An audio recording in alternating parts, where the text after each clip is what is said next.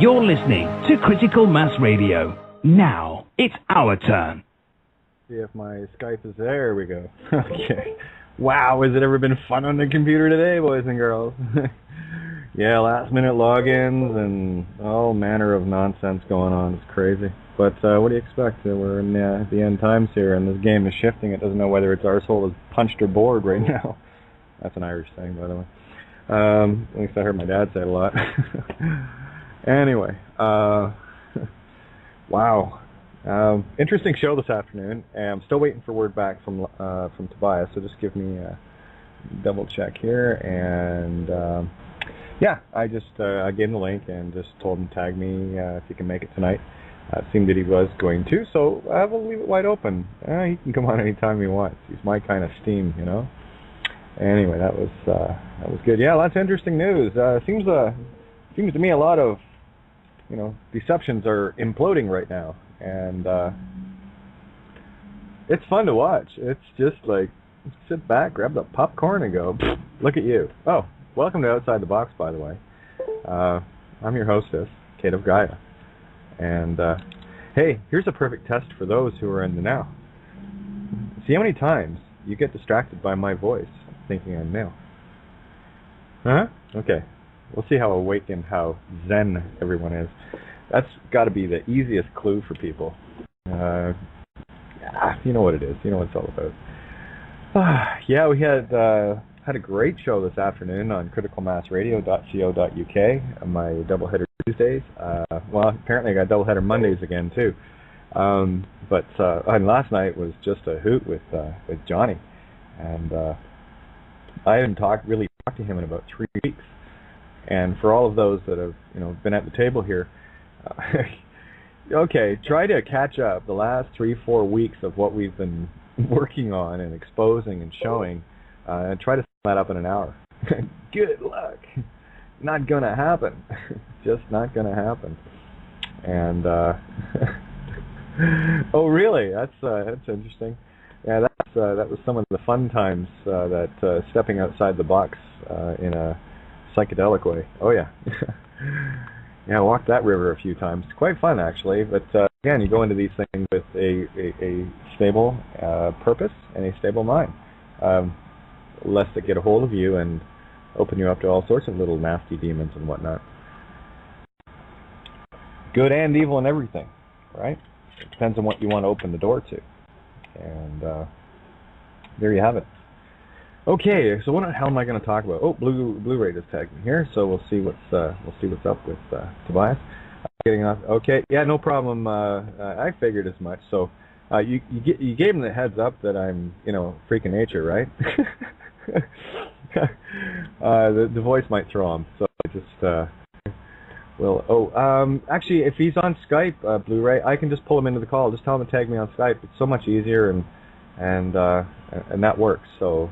He wants to call in. Oh, area code 412. He might have already called in. So let me see. Tobias, if that's you on area code 412, that one? Okay, I'll open up the line here. Talk about intuition. Unbelievable. Tobias, is that you? Hello? Okay. Yeah. Oh, it's not. I thought it was. Who we got on 412, by the way? Claudie. Hey, Claudie. All right, hon. Tune, I'm just waiting for a word from Tobias here. So sit tight. We're going to be in for a hell of a ride tonight, promise. Are you game? Okay. All right. Yes. Okay, good stuff, kiddo. Put your seatbelt on. You're going to need it. Okay. All righty. Okay, let me see here. I love, actually, when people keep me in the loop here. Computer's freezing again. What are the odds of that, Catherine? Oh, I don't know, Kate. Anyway, yeah, Gemini, we do that a lot. As soon as I get my Skype to open up again. Yeah, it's, I don't know about you guys, but, I mean, the computer lately has, it's got a mind of its own. It's doing its own little thing here. Oh, yeah, freezing up again. Oh, there it is, and it closed. And let's try that again. There it is. Okay. Okay. Blu-ray, if you are in contact with Tobias, can you just let him know that I can bring him in via Skype? or if he wants to call in, that's fine too. It just it's entirely up to him. Just happy to have him coming in. So now I've got what do we got here? You know the routine, guys. First few minutes of the show, right? Just kind of getting up to speed. Okay. Seems to be a completely... Well, we're going to talk about that tonight. Because, I did ask, what do you want to talk about? Psychedelics, ayahuasca, whatever. Hey, here's a singularity. Check this out. See if you get this one. All right. I only have one rule. That there are no rules at all. Yeah, we'll talk about the psychs. Absolutely. Topic, okay, listening on your intro, and just in after a few. Okay. No problem. Yeah, so I've already texted him on Skype, so if you've got him, I can pull him in through Skype, no problem. That's what I was figuring I was going to be doing anyway. But if he is calling in, I just need the area code that he's calling in from so I can always line up. And that would be awesome. All right. Okay. Let me see. Yeah, it's going to be a fun ride here. Just, like I said, just give me a sec. We'll get things sorted out. In the meantime, where did you go? There you are. Got to say hi to Carol. Carol's on the board. Oh, open up. There we go. Hang on. There you are. Got it now. How are you doing, hon? I'm fine, sweetheart. How are you today? Oh, just on fire. Yeah, we're lighting this planet up pretty hardcore. So we're going to have an exciting call today, eh? Oh, yeah. I mean, it's... I need some excitement. Well, I don't know if anyone else has noticed the truth piling on truth over the last few days. It's just compounding. I mean, today there was Miranda, myself, and Ninja on the CMR show, and there you got three urine therapists going to town on truth, and it was pretty fun. And yeah, that's something. I like it. Well, you're doing a real good service to humanity by getting people all excited about it, and I've had to be programming myself, because I've tried to do it before, and for some reason it mental block, and so I'm going around saying, I love my urine. It's making me wonderful and healthy. Absolutely. And people look at how diametrically opposed we have been indoctrinated to. The very living essence of ourselves, we've literally been pissing our lives away and throwing it down sewers for someone else to take use of. And, they put it in makeup and cosmetics and medications and what have you. Well, I had a wonderful dermatologist in Kansas City years ago, and he removed a growth from my shoulder, and he told me, because I used to be a very pretty lady, and... you still are. What are you talking about? I can see you from here. No, I'm 100% the other direction from what I used to be, sweetheart. But anyway, it's another chapter in my book, right? But anyway, he told me years ago, he told me two inexpensive hand creams to use, and he said they both had urea in them. At the time, this was back in the late 70s, and he said, don't pay lots of money for those expensive potions at the cosmetic counter. He says, these two, one was,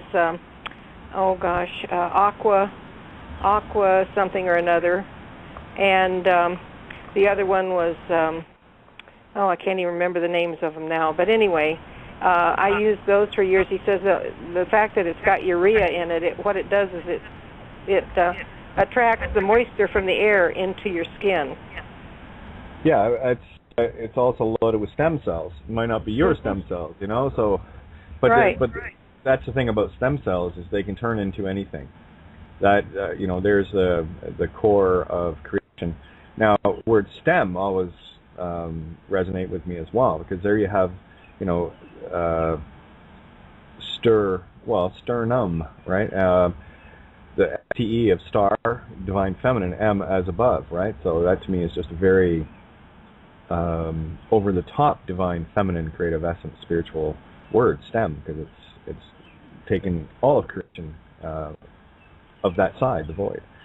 So, yeah, absolutely. Oh, Tobias, looks well, like it's going to help a lot ready. of people, honey. Okay, well, we got Tobias. I'm going to bring him into the call. And Thank you.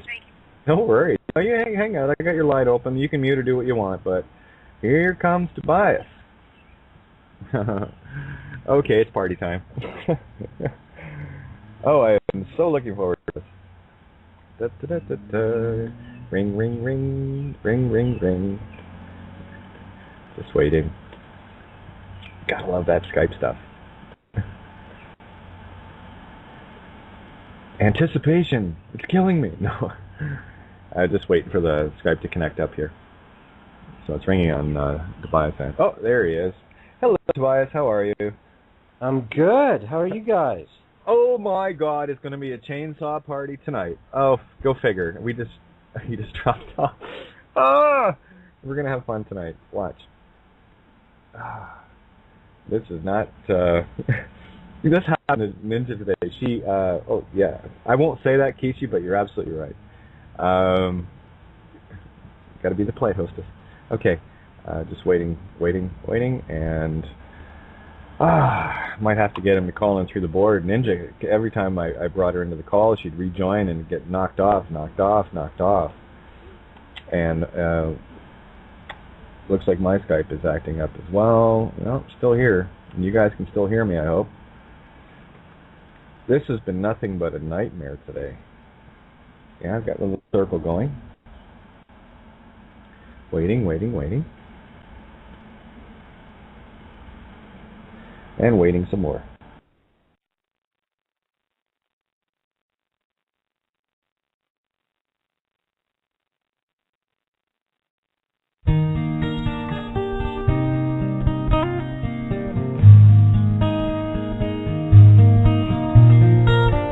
I've never seen before my eyes this dream. I've never known what makes this child to see. Like tears from a mountain pouring gently to the sea, a curiosity. Will you dare to touch my soul?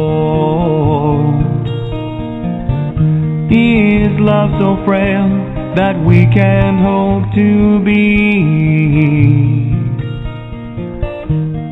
more than we are, more than our hearts can see?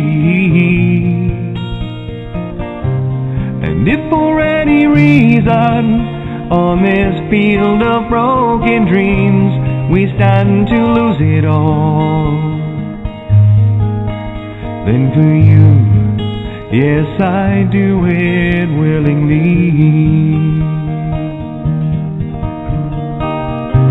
If this is our moment, captured in time, always to sustain, for lost in your eyes I find are the only means to remain. Searching relentlessly, just like a cloud, she chases her rain. We'll stand here firm, 'cause we are an island protected by love on this field of broken dreams.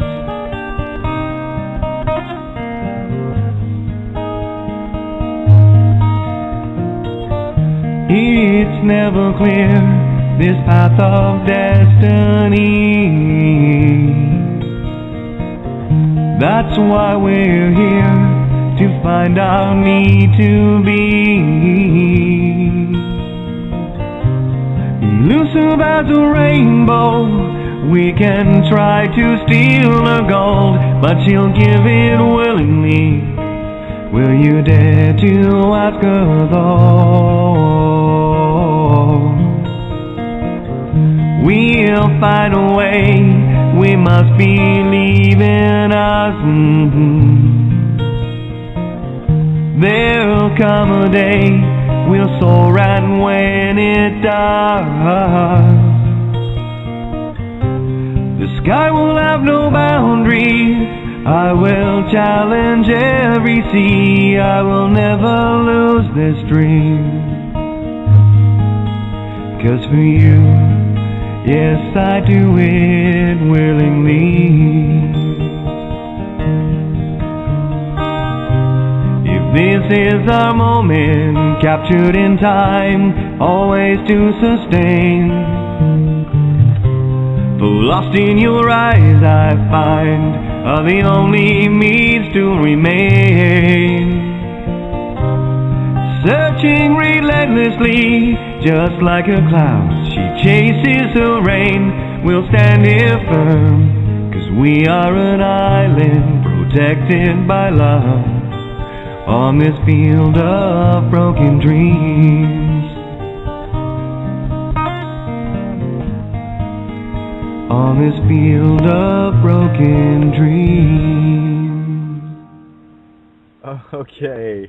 Yeah, you know, nothing like giving an intro and hoo-hoo and then zing, right? Yeah, you guys know the routine, right? Hey, Tobias, welcome. Hey, it's beautiful. That was you singing? Yeah, it's one of mine. Nice. Yeah. That was very sweet. Kind of what I did before I got kind of wrapped up in this, truth heresy. You know, and just so you know, one of my all-time favorite videos, and I'm talking, take the compliment, trust me, I've watched literally thousands of hours and research and all the rest, but one of the best videos of all time I ever saw was your Feel and Heal Your Fucking Shadow. That is got to be like the prima donna of wake up. So anyway. No, that's sweet of you to say. I really appreciate it. And you know what, after I made that video, I had a moment or two of, can I even put this out there? You know what I mean? Oh, yeah. And then, of course, I'm like, fuck it, let's do it. Let's just do perfect. It. Now, you know the rules of this show, then. There aren't any. That's why I have a disclaimer, so please speak your heart. Right? Exactly. We've been speaking our minds too long. You look at the mess it got us into. But what do you want to talk about? Like, I don't know. I want to just sit here and feel the heat coursing through my body and the sweat starting to come off my skin. Nice. As God is entering my body. I feel really good. Excellent. And by the way, folks, I can appear normal if we need to, but since we're on a free-flowing show, we'll just enjoy ourselves. Absolutely. Rock and roll, my friend. That's all we do. I'll get you up to speed a little. I don't know if you've caught any of the previous shows. Yes, Blu-ray Starseed and I won't give away his real name, but I know who he is. He's a secret here on a mission. But anyway, no, we've listened a little bit, and he shared you with me, and I really appreciate that. So I have heard some of your doingnesses and like it. Well, there you go. Allegory time. It's party time. Actually, they were chatting a little bit. We have a Skype room called Love and Stuff. I can add you in there if you wish. It's a very busy room, so if you are going to be in there, I always recommend to people set your Skype to Do Not Disturb, or the beeps will drive you mad. I'm good. I'm good. I stay with the talk and the heart. And I used to do chat rooms, and occasionally I'll do it at the same time, but sometimes I don't multi-process, and today I'm just going to give myself a break. So we're good. I'll just be here in my head, my heart, and my body. Perfect. Works for me. So what came up? Well, they got into psychedelics, of course, ayahuasca, DMT, psilocybin, and what have you. All the fun stuff if you know how to use it. And I've got someone trying to call me. Here, just a sec. I just got it right on the air. Sure beats butt rock, right? On the air. So yes, ayahuasca has. I thought I was done with psychedelics, kind of used them as gateway openers back in college, really, and I always knew to do it ceremonially. We never did it, party-wise. Not that there's anything wrong with that. But I would take my friends out into the woods, and I go, okay, you're going to drive, you're not doing anything, and the rest of us are going to, do this ceremony. We sit in a circle under the trees, and I'm like 20 years old, and we're doing LSD. And but I quit that, or was done with it, kind of. My body was finished. I started doing yoga, and I had yogic experiences. But then about 6 years ago, I was in an airport in Atlanta, and a magazine jumped off the shelf that said it had pictures of these beautiful slot canyons, Antelope Canyon up in Lake Powell, northern Arizona, and about the southwest. And it said, read me. And I'm like, what for? I know that place. I've been there. I don't need to read about it. And it said, read me. And then I opened the magazine up, and it was a big spread on these pictures of the shamans in the jungle in Peru. And it said, to hell and back, my trip to Peru. And immediately I told my girlfriend Joy, I said, like, I just looked at it for a few seconds, and I go, oh, I think I'm going to the jungle, you know. Now, I don't know if you can hear me still. Oh, I hear you fine. I mute out on this end. I've got a bunch of kids playing down below. Okay. You can hear it. Cool. Go ahead. Yeah. So I told Joy, I think I'm going to Peru to visit hell, you know. And sure enough, about a month later, off I'm flying off. And it was powerful. Ayahuasca, I read nothing about it ahead of time, sort of on purpose. I just want a fresh experience, no preconceived notions. But my intuition, my heart, my body, your body will know what's coming up, even if your mind doesn't. I remember us sitting there, 23 people in a big, huge Maloka ceremonial house, and I was like, I'm staying as close to the bathroom as possible. You know, I'm like, literally, I'll take the mat right next to the 9 bathrooms behind the wall in the back. And I knew enough to be very respectful, and that she would kick my butt and, you know, be very honest with me, which is what Mother Ayahuasca will do. So I don't recommend it for everybody. Well, maybe. We were just talking about it today. Maybe we should make everybody do it. Yeah, that way sorry about that. That way they'd have something to, you know, check their shadow out on, you know? Exactly. Ayahuasca is unpredictable. Even shamans that have been with her thousands of times, each time they go into it, they know if they think they know everything, she will show them otherwise. So it's a very respectful place. You will see heaven and hell and everything about yourself. There are common things that happen, like the life review. I mean, literally the word ayahuasca, you know, mean rope of the dead, vine of the dead.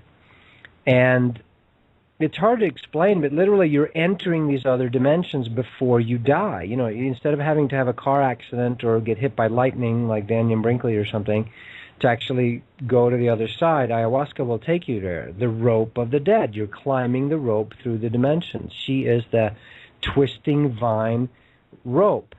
And a beautiful being. She's a god. She's a goddess. You know, in the first ceremony, she shows up for me literally as a young, eternal-looking, beautiful woman that has copper-colored hair and this beautiful green skin, you know, like, but it seemed completely natural. And I could tell, I'm apologizing. I'm like going, listen, I know you're ayahuasca, but I want to make sure because I'm in an unfamiliar situation at the moment. I'm like flying through space. There's no up or down, right?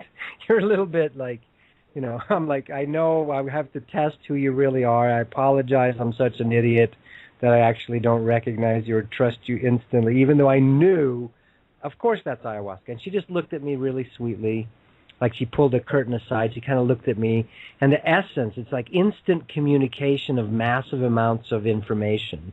She instantly communicated to me. She was like intrigued with the new being that she was getting to play with. Like, oh, there's, you know, whoever I am to her, there's someone new. And she was just scanning for like a millisecond, scanning me, and then off to the millions of beings she's working with all at the same time. Now feel that for a minute. We're going to the place where we're going to be able to multi-process the way she does. She's just us. She's just a little more evolved down the evolutionary scale, you know, but she's us. She's part of us, but she can handle, like masters can. They can be in 100 dimensions at once, operating 1,000 bodies and working with 1 million people, all while fully conscious of every detail. That's what ayahuasca is doing right at this moment as we're talking. And tonight, she'll be doing thousands of people down there in the jungles, working with them directly and across the planet now, people doing it privately in Hawaii, Australia, Netherlands, Russia, Canada. It doesn't matter. It's going everywhere. But she's a goddess. She is the anaconda. She takes that form. She took the young goddess form for me, and she just sort of said, welcome, and I'll be back to, check up on you later. Here you go. And sent me off into some realm where I had to deal with some of my shit, Oh, I totally hear you. You got a bunch of kids, and they're going nuts here. So, but talk about the energy. This is the childlike energy. This is the allegory, right? And you were talking about the whimsical, playful nature. Yeah. And it doesn't surprise me that she has copper hair and green skin. I was just going to say we did a show earlier today regarding Ireland being the heart of Gaia, and of course, red hair is the natural hair, like that is indigenous to Ireland, and of course, green skin makes total sense. Keep going. Right. Yeah, beautiful. So if you approach it that way, I remember my mother and dad asking me once, I got a graduate degree in business school, and about 10 years after that, they asked me, did you actually get a degree from that graduate school? Because I've lived my whole life kind of like that, Yeah, just off the cuff. Yeah, just sweet, like following the bouncing ball. And God's source has always taken care of me. I've had things. I've had cars and guitars, and what else do you need? You know what I mean? Houses. And so we are taken care of. That's been my approach, and it drives people crazy, too. See, here's the thing. The new undoing is not going to be meeting the mind and the controlling stuff on its territory. You have to shift to a different place, and that frequency is play. That frequency is ridiculousness. That frequency is confounding the categories, whether that's like you are. You're with mixing male-female with yourself, That's what we all are. That confounds the world of black and white, of like you're either one or the other. You're either with us or against us, That mindset cannot survive when you start playing, when you start being fluid. It has to go to essence. It has to go to source. Kids are fine with it. I used to always say, there's my cat. My cat doesn't care what your name is. You don't have to have a name for my cat. My cat looks at you and goes, I know what you are and who you are by how you're vibrating. Yeah, and so, the whole natural thing of getting back in touch. Absolutely. Yeah, so you just feel each other frequency-wise. And one of the chapters in my book, Listening to the Sun, it came really to me. These beings were working with me, and I asked them, who are you? And they said, we are the no names. We don't have names. And I'm like, cool. But they explained to me, at a certain point, like, names are silly. What for? And we made fun of Prince, the artist, right, when he tried to make his name a symbol. We couldn't even handle that. Now imagine if he had gone to, I'd have no name whatsoever. We would have just freaked out. Well, that's kind of the last symphony I sent out to the powers that were, the sleepy. You call them kings and queens and popes and whatnot, and all manner of politician, lawyer, and judge, all the way down and all the way up, right? And that's exactly the title of it. Had the Summons of the Dead, and just before it was the document, I Who Shall Not Be Named. Yes. Because then you don't exist on the radar. Exactly. You can't be caught on radar, sort of like our friends from the other parts of the galaxy. They can pop in and out of the radar, no worries.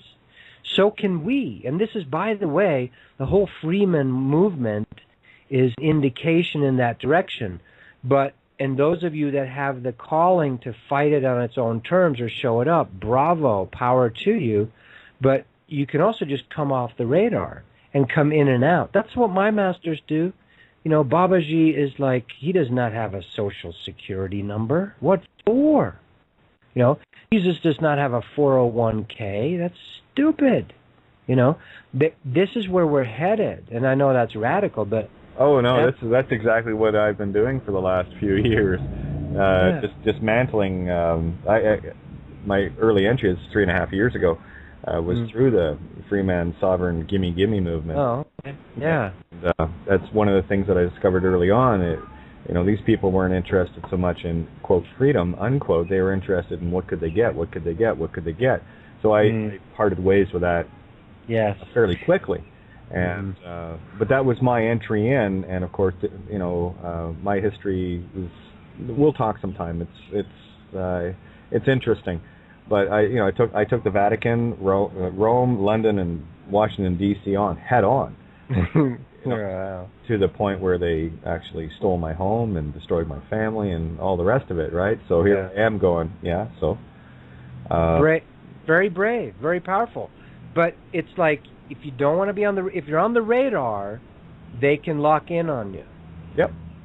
And then you can say it another way, if you fight the mind with the mind, you get the Hall of Mirrors, Yes, you have the truth on your side, but since when did being right, you know what I'm saying? They don't give a shit if you're right. Well, right and wrong are duality concepts. That's I go back to essay I wrote long while back called In Divine Duality, individuality, right? In Divine Duality, and the whole message I've been carrying across, and this is why I'm so happy to have you, is about getting back to the singularity, the original question of why, which is the tree of life. You've got the singular stem to the two branches of, for me, that's just representative of singular intention to exponential creation. And the first question we have to ask is why. And everything here is allegorical, and much of what you've just talked about is exposing allegorical layers. And especially with, I can only imagine, I haven't had the privilege of having a chat one-on-one with Mother Ayahuasca yet. Certainly love to, and pick me apart, Mama. I'm here. Yep. Am I doing okay? What do I need to fix? I'm good with that, right? And she's eminently practical. It's like she doesn't even go there. You know that saying of don't even go there. She doesn't even go. Like if you try to engage on the mind, she's gone. It's like she's gone. And it's the same way. One time in my life where I met the Christ Spirit, Jesus. To me, he's real, and I understand the fake thing and the flames and the whole setup. I understand all that, and the corruption of it. But there's a real being who's, the Logos Christos, and was a person as well. Well, when he showed up, it was the same thing. As soon as I went into my mind about wanting to figure out what happened with the religion, he's like gone. He's not interested.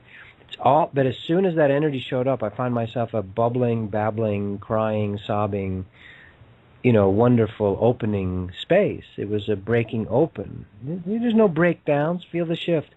There's no breakdowns. It's all break opens, breakthroughs. We call break opens breakdowns. That's crazy.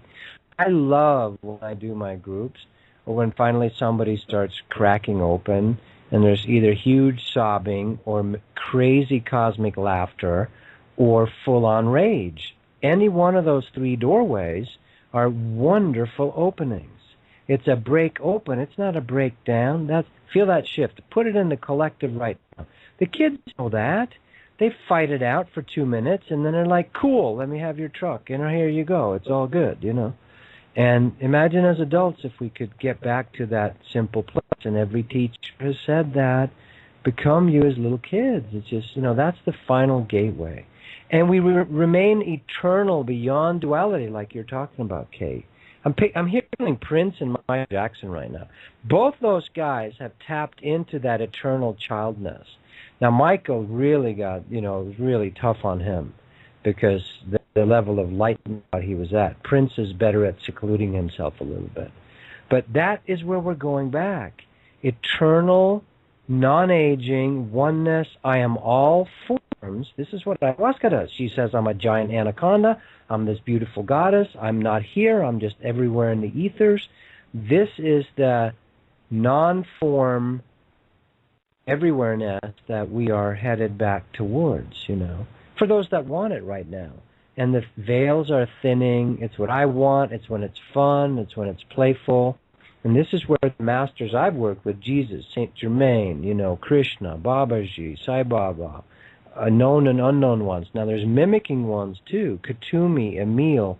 These guys are real ascended masters, but there's a bunch of fake stuff out there. You need to learn to discern to feel the difference. Of course they're going to use the fake name. Hello, the church used that image for all this time, and most of it's been, misused. So of course that's going to happen with the higher, quote, realms as well. You're going to have fake Pleiadians and Arcturians, and you're going to have, channeled material, but you have to learn to feel the difference, But the real masters, they are crazy, playful, formless, irreverent, sexual. One of the first shocking things to me, Kate, was when these masters, Babaji, Jesus, Krishna, Sai Baba, Buddha, and others that were working with us, would be sexual in front of us. That would blow all your paradigms, at the time of what, we have to have it so antiseptic that no one can imagine Eckhart Tolle actually having sex, right? Absolutely. Right? It's like, oh no, he has to be, because it's such a public role, he has to be antiseptically asexual. Well, that's the joy of being me. I was asked during an interview a week and a half, 2 weeks ago, Mel V from freedomcentral.info, and that was one of the questions she asked me. She says, do you have a preference, and whatever. I said, no. With me, love is blind, and for me, it doesn't matter as long as I, excuse me, it's about the heart, Yeah. If you follow the heart, and then this is the whole thing. A blind man sees more because he sees with the heart, right? So there's a line in a song from like 20 plus years ago. But that totally, what you just said there makes total sense to me, because what you're dealing with there is the intertwining of the duality into the singularity, and of course it's a very powerful thing. And I could get into that real heavy, but you're right, absolutely. It doesn't. Everything here is antiseptic. We're going to learn to walk in the oneness and the individuality at the same time. Okay. And that's maybe the original experiment and or the incubation role of Mother Earth. I don't think Mother Earth is the only planet in our galaxy that has this role, but there's not that many. There's other planets that just embody a single frequency, like imagine the blue planet, it's sort of a blue frequency. Or the Pleiades even, which are, our family, they have a certain frequencies, but they don't have a tumultuous amalgam mix integration thing that's happening on planet Earth. And so we are learning to be all levels on Earth while still retaining divinity. So there's this integration as well of draconian and reptilian, and by the way, it's not all bad. See, just because it's reptilian doesn't mean it's bad. Again, you need to learn to discern. We are reptilians. Every human being is a reptilian. Your reptilian brainstem is there. Covered it many times. Yes. So 250 genomes that are alien to everything else on this planet except in the human. And my intuition on it was, well, that's what built the reptilian brainstem transceiver that can be interfered with, and of course, got to have the fear factor. Throw the adrenal glands in that mix as well. And we're mixing and merging this on Earth. We are creating a new form, an integrated galactic human. Now, the Earth is not the only thing. Source does not put all its eggs in one basket, little planet Mother Earth.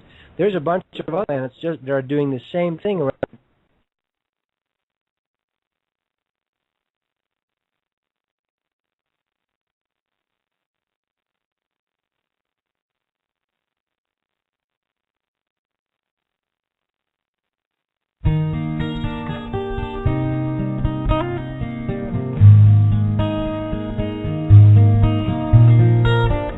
I've never seen before my eyes this dream.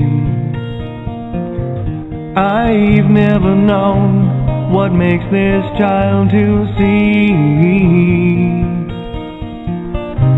Like tears from a mountain pouring gently to the sea, a curiosity. Will you dare to touch my soul? Is love so frail that we can't hope to be more than we are, more than our hearts hearts can see. And if for any reason on this field of broken dreams we stand to lose it all, then for you, yes, I do it willingly. Yeah. If this is our moment, captured in time, always to sustain, for lost in your eyes, Okay, let me just... There we are. Okay, we're back. Thanks, guys, for hanging in there. Thank you, Ninja, for covering the bases, as always. And one of the things we have to learn, Kate, is when we get all excited, we still have to be able to retain our individuality. Otherwise, you'll fry the circuits of every electronic device on the planet. It's true.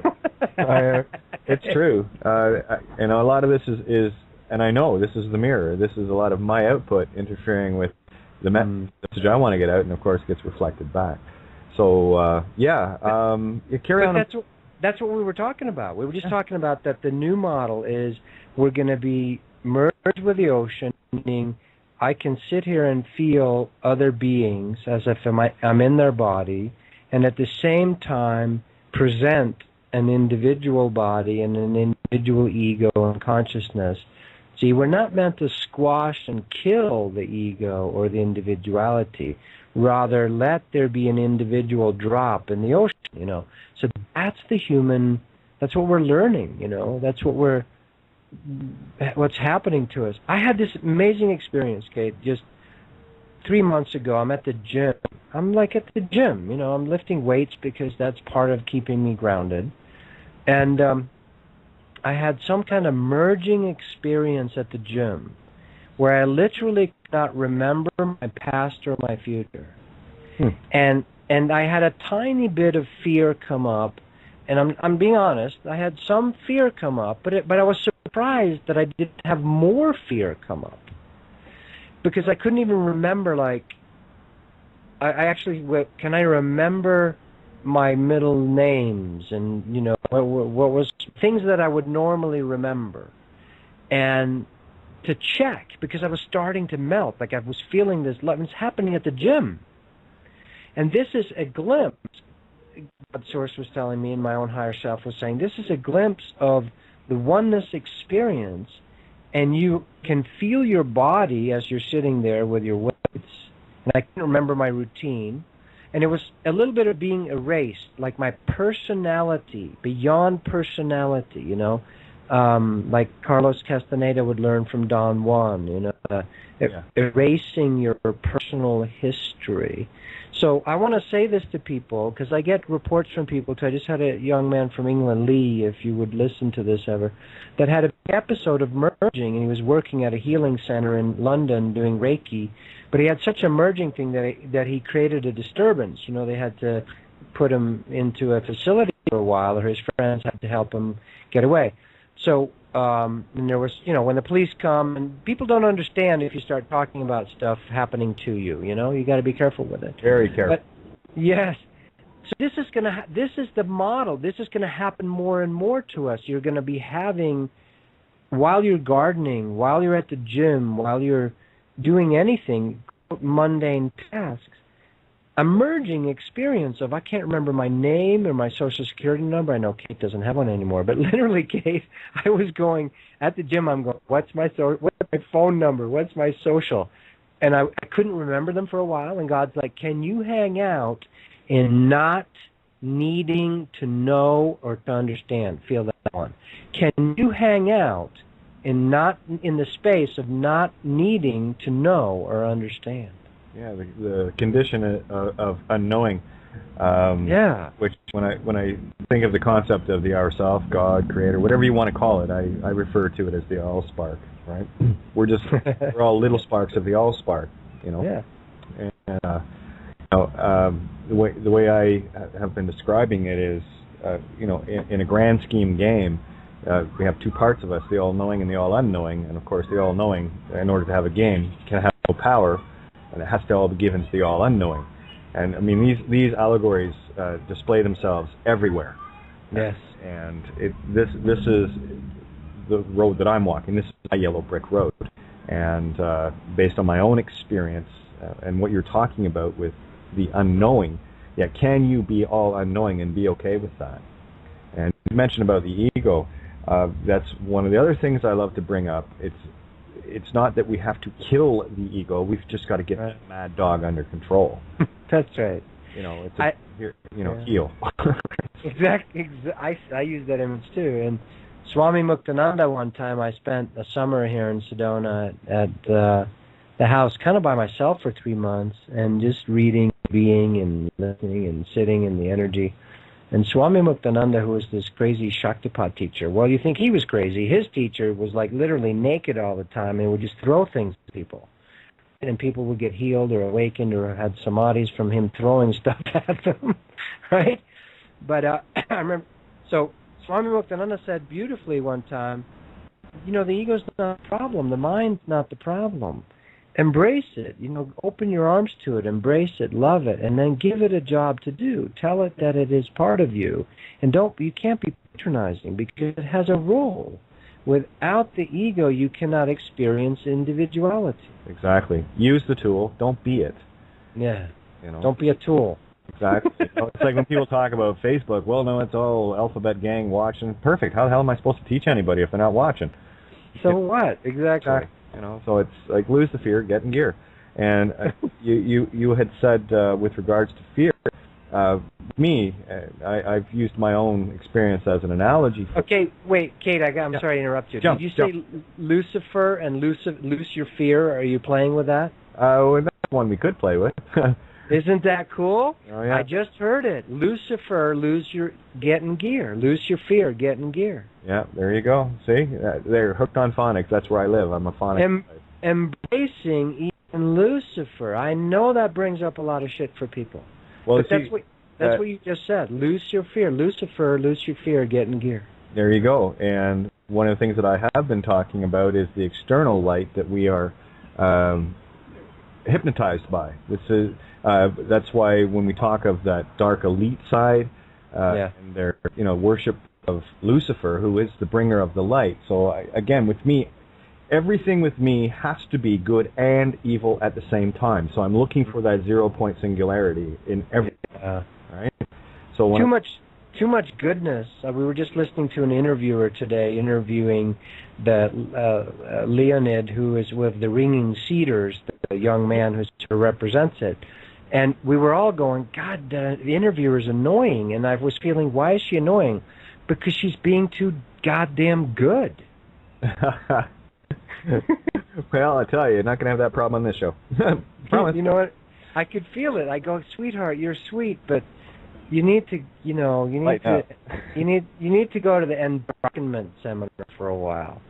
That's it, and everyone is, hell bent for leather to scream at the dark and the evil and all the rest of it. So how the hell are you going to get a contrast of good?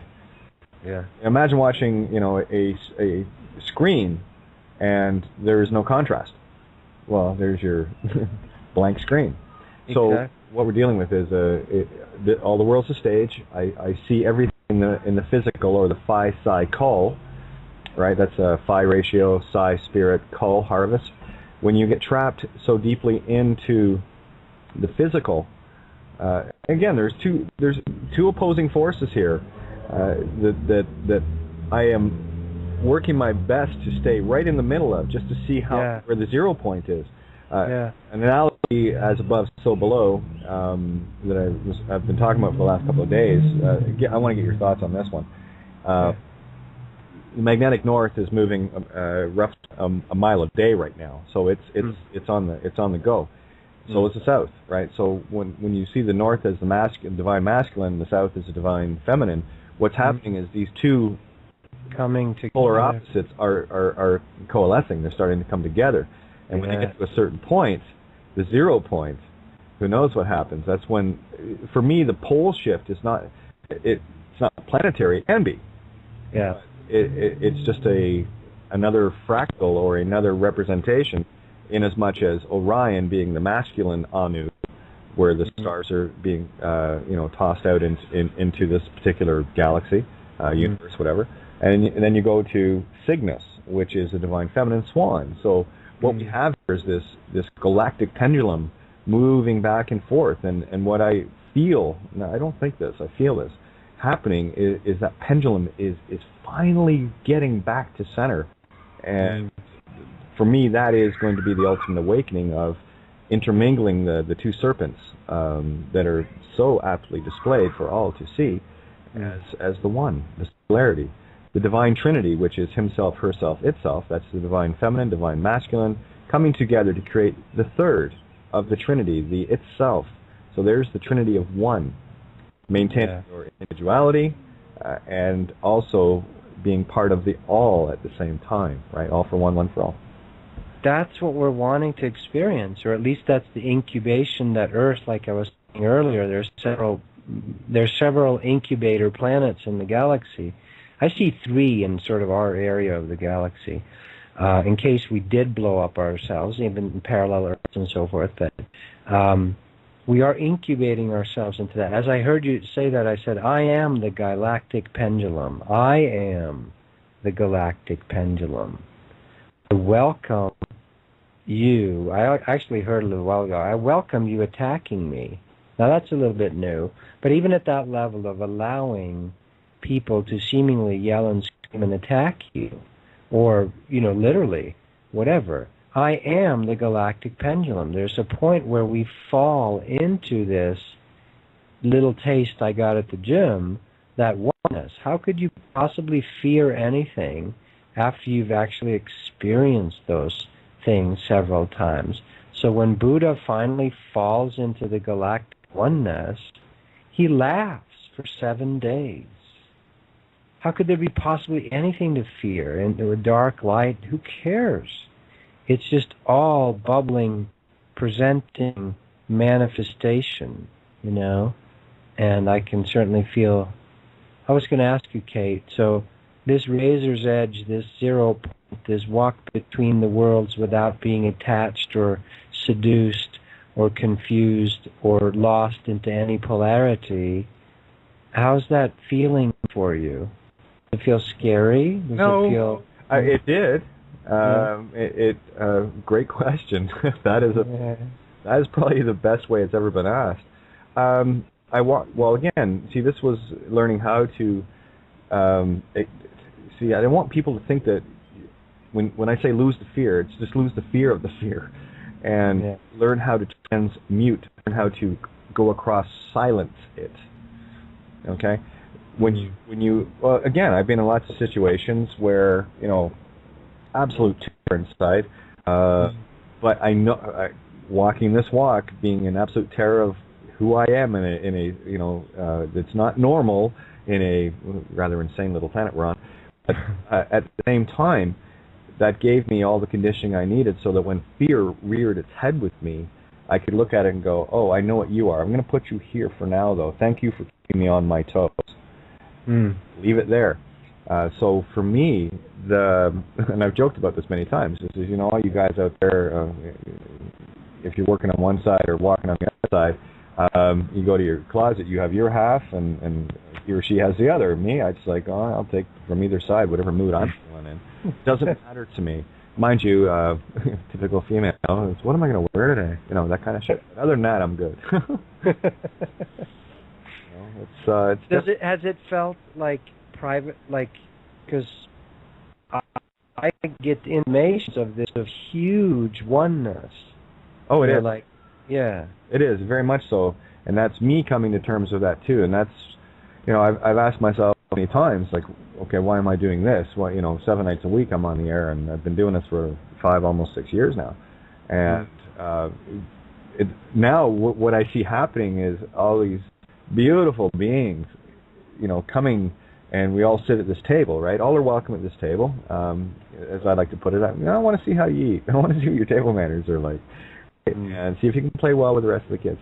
And where was I going? About being on the air, blah blah. That's a problem. Well, that's okay. Feel it for a minute, because I'm feeling oneness. Yeah, it's that Gemini thing, right?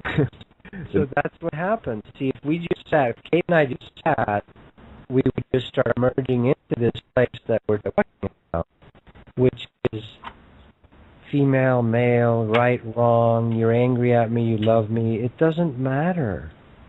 Absolutely.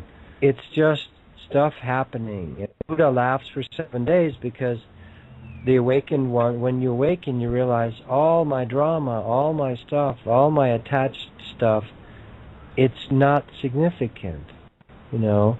But I care deeply about the individual soul, and therefore the Buddha becomes the measure of compassion, you know, caring. But he's not attached.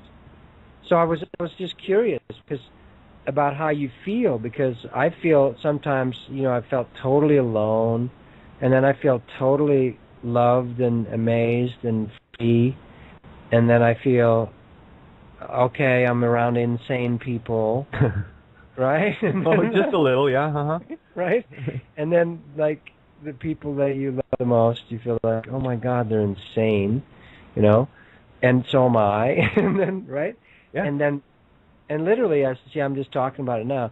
So my journey, I've been, you know, back and forth of it being very real, expressing, caring, and then finding clearly the prison that we're in, most of humanity still, the prison of fear, of looking good, approval, blah, blah, blah, money, relationships, name it. And feeling the hopelessness of how deep prison is for many souls. And then to the other side, feeling the wonderful release and freedom of, I'm not scared anymore. Even when I'm scared, I'm not scared. Or even when I'm feeling, okay, people are going to completely turn on you, people that have pledged their eternal fealty and love forever and ever, amen, are now going to make you out to be the devil. Oh, and then I hear Jesus and God whispering in my ear, you know. And when I say Jesus, I had no churchism whatsoever in my whole life. So I have like, I understand the concepts. So do the people listening. All right. I had a fresh relationship. And I can hear them whispering in my ear going, when I'm going, hey, wow, they're all turning on me. You know, this has happened over the last 20 some odd years for me. And they go, welcome to the club. Isn't it fun? This is part of the deal. Right?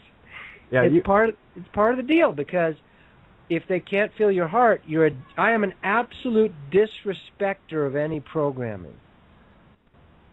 We're on the same page, same book, same line, same word. Yeah. You know? So if anyone that's worshiping any programming, your idol, I will fucking step on it and grind it up and fucking chainsaws. Okay, boys, yeah. girls, Tobias and Kate, both are chainsaws at the ready, and we're going to do a spiritual dance of interweaving of these chainsaws, taking out every fucking program that I can see, think, and feel. That's what my being wants to do. Me too. When I am around people and myself, it automatically like hunts like Bentley, my doggie's nose, and goes, "Where's your bullshit?" And I want to get at it and fight it. I want to eat it and kill it. It's like a lion. The only reason lions kill, I mean, if they would kill humans, if you got no problems inside you and you're feeling good, that lion's going to go, hey, cool, what's up? But if you got crap in you, that's cobra, and that lion's going to go, you're icky. We're going to kill you to get rid of you. You shouldn't be on the planet. That's it. Evil, by definition, must destroy itself.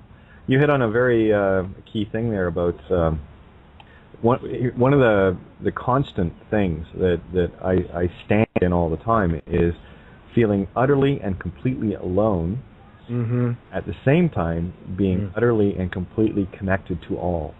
Yeah. So it's, again, I mean, this is... I love that. You know, and... Sitting in my apartment, Kate, 3 years by myself, this is my sort of aloneness time, waking Dark Night of the Soul. My book, Shackled Gods, by the way, which I just finally put on Amazon. Shackled Gods is some of my writings from this time when I first completely uncensored myself. And I would get these down. I would just tell the universe, basically, fuck you. And look, I want to write this stuff, and I don't want to edit it. I'm too lazy. I don't want to deal with any of that editing shit.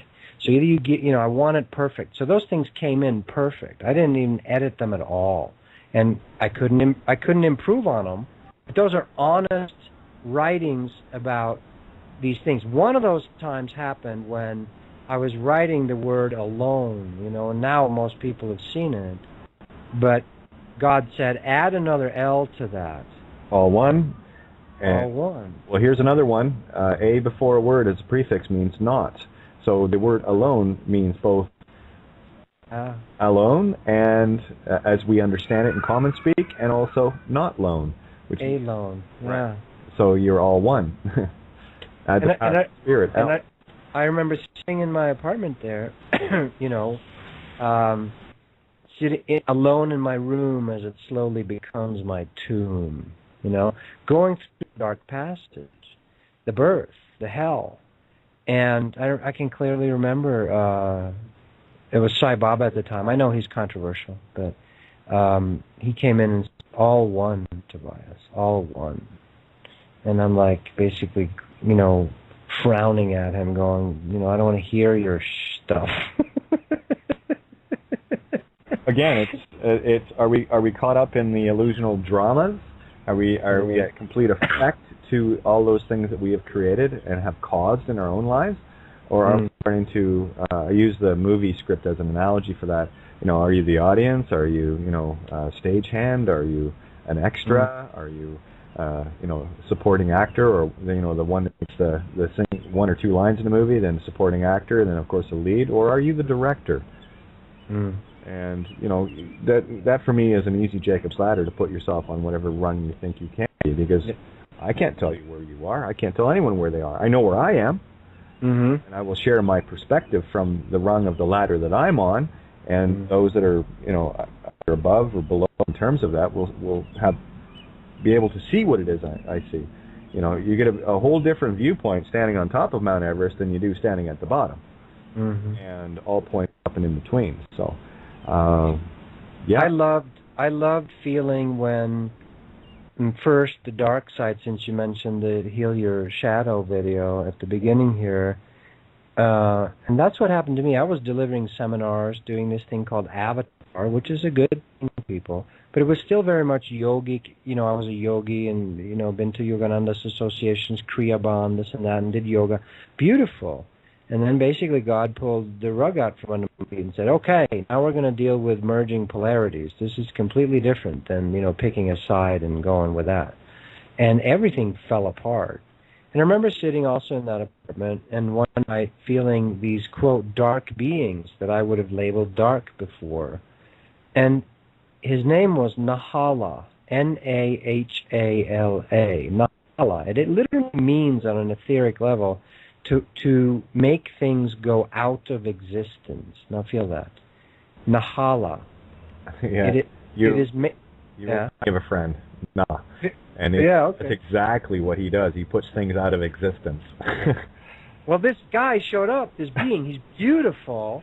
He's got, imagine black skin that has absolutely no hair on it, perfect musculature, pointed ears. Now, this is what we would label a devil, right? Yeah. And he said, that's bull. This is just a form. I am a master of time-space. I am a master of time-space. I am the dissolver, the Shiva, the destroyer. And and he would sit with me in my apartment. And it was the first time I would feel the womb, that space, the total emptiness, and I would feel it incredibly peaceful. And paradoxically, I would fill up with the most heat and the most Kundalini heat energy in my belly and in my being that I ever had. Perfect. And I would hang out with this guy, and this was my initiation into Tobias. Come on, you can't just be involved with, quote, the light. You have to be involved with what's been called the dark. And this is the same thing if you would sit with a black panther or a black jaguar. They're not evil. There's nothing evil about them. They are the dissolvers. See, the shamans in Peru use, because their jaws are the strongest jaws of all animals, the jaguar, they're the only ones that can open the turtle shell or whatever, right? Right. They are the masticators of stuff. They are the dissolver of the universe. And so you have to let yourself literally be eaten by them at a certain point in the shamanic ritual. I mean, etherically. You can do it physically too if you want. You'll come back. Don't worry. If you did it physically, you'd probably instantly recreate a physical body. Agreed. Yeah. And for those, we got people all around the world. Mastication is chewing. Chewing, yes. Yeah, so just feel the jaws right now. Image the black leopard, the black jaguar, bigger than a leopard, bigger head. Feel his jaws. Touch him right now, right on that where he's chewing. Feel the strength of his jaw. It's like a pit bull, a good pit bull dog. Touch their head and their jaws and feel the muscles they have. Oh yeah, I've been around a few of those, and yeah, they are nothing but rippled power. Now love that and embrace it and have him be your friend. Oh, absolutely. Like I said, I took on the darkest of dark in terms of the Vatican and the whole fear porn process they instill on people. Get you afraid of one side, i.e. the dark. Hollywood does a good job of that. Instead of embracing it. And what I've been trying to do lately, for a long time, is get people to embrace both sides. I'm an analogy here. This is the that I am, right? I'm just an allegory in this form. I can go onto the dance floor and I can lead and I can be led in either form. And I'm happy with both. I'm okay with both. But don't you want it to be God leading you? You don't want any, or what? Do you care? That for me is the divine right, of course, the creative aspect, the darkness of the void within. And that's where, for me, when I talk of downloads, that's eyes closed and I'm just talking. And, there's no thought, it's just go. And that's probably, how would I put that? No, you're triggering something for me. See, I was still feeling a preference in me. Now we're doing live sort of learning and introspection. This is, why not? Absolutely. I was feeling I still want God. When I surrender the lead, I still want, quote, conscious awareness to lead. But what you just triggered for me is, what do I care? Even if it's denial, even if it's someone who's completely unconscious and they think whatever, whether can I allow that to lead, seemingly lead me, and even surrender to that? And therein lies, for me, one of the biggest problems of the ego program. When people are being tools, they're being led by it, and that's that whole control. I need to master this and master that, and and look at the allegory of society. We have the most degraded, depleted beings, as far as I can see, in the form of the kings and queens and the wealthy and all these people that are gathering up this living flesh called money. It's all based on and spiritual, and for me that is their level of accomplishment in a uber physical form that does not have any spirituality with it, and they're only kidding themselves. Yeah. So meek inherit the earth. Yeah, I was just feeling even being asked to take a step, because I've been like, okay, I'll let go, meaning like if we're in a group, I'll often say, I don't care who's talking, who's leading, as long as it's coming from a unified source place that's leading the group somewhere towards unification. But I just, or goodness, grace, whatever, awakening, call it whatever you want. Yeah. But I was just feeling, could I allow even a tool to lead for a while? Well, we've done it for most of our lives until we actually came into that, quote, awakening, unquote thing, right? No, I have. But I still have a distaste for the tools leading. I agree. Me too. Yeah, exactly. So I'm trying to feel, I'm hearing God in my ear going, could you, like a wise master woman, wizard, woman, witch, she can allow the stupid man to lead. Yeah. But she knows she's doing it.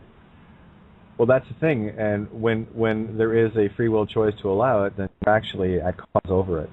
Exactly. So feel that, guys. So even all of us out there feeling we're trapped by the tools of the world, job, husbands, wives, relationships, education, kids, money, blah, blah, blah, if you feel trapped by the, quote, tools of the world, by the energy that runs the world, you can master that, Aikido-wise. You can allow that energy to seemingly have its way with you, but simply allow it to flow through, aside, around, and you fulfill. That's real magic. That's invisibility magic. That's disappearance magic. That's not showing up on the radar magic. Now feel that. In the world, not of it. That's exactly what that is. Agreed. I love it.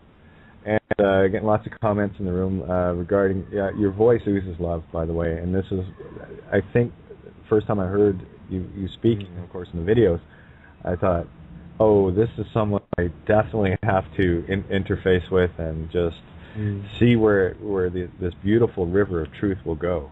And that's with me. I just get into the spirit breath, row your boat, and follow it down center stream. And yeah. When I'm in this space, when I'm remembering and I'm invoking and inviting it, but this morning I was in a bit of a different space.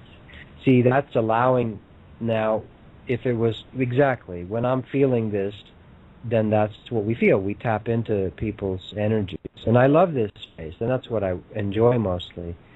But I'm also, this morning I was in a bit of a confrontation space with my partner Joy. We had some, mind confrontation, and that's okay too. And the thing is to get conscious of it and allow it to flow. Everything has its place and time. We do not end up as some antiseptic, quote, enlightened teacher. Now, I'm not picking on Eckhart Tolle. I love his stuff. I listen to his stuff every week because he puts me into a place of nowness, and I love it. But as a big teacher, going Oprah style, you understand, Yep. He still has to project this kind of innocuous, I am meek. It's the same thing we did to Jesus. We made him this meek and weak image. That's not the reality of it. A real teacher is the roaring lion, and he is the quiet, flittering butterfly, and the soft, gentle rabbit. He is everything. Yeah, it's funny you say that because I wanted to have this idea to open a club. I probably would never have done it, but I was going to call it the Screaming Jesus. Okay. I like. And of course have the howling, laughing, crucifix up front as a sign, and laughing, screaming Jesus kind of thing with a T-shirt on. I partied at the Screaming Jesus, right? And just I had a whole creation of and it would have flew. I knew it would have, but it would have definitely. I love that. I mean, I love that. The thing is, it just triggers too much for people. Maybe we're ready now. I don't know. Well, I tell you, we got people like you and Bill Donahue and Santa Bonacci and a handful of others that are doing that, literally, the Screaming Jesus. And we're getting the word out. There's no question. It's resonating across this universe. These dragonfly wings are flapping, creating tsunamis. I just sent you a link to the Angry Christ comics. Okay. Thank you. I'm going to have fun. And what's really neat, what you're saying about, Buddha laughing for 7 days.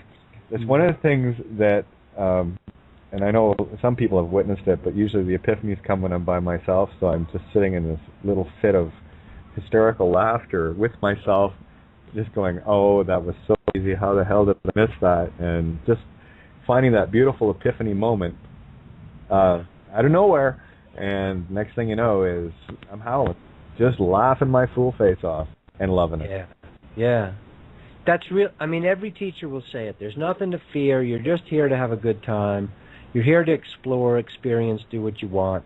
And whenever we hear someone say that, like, yeah, I know that's true, but I feel like a POS and I'm scared and fearful and stuck and trapped and all that. But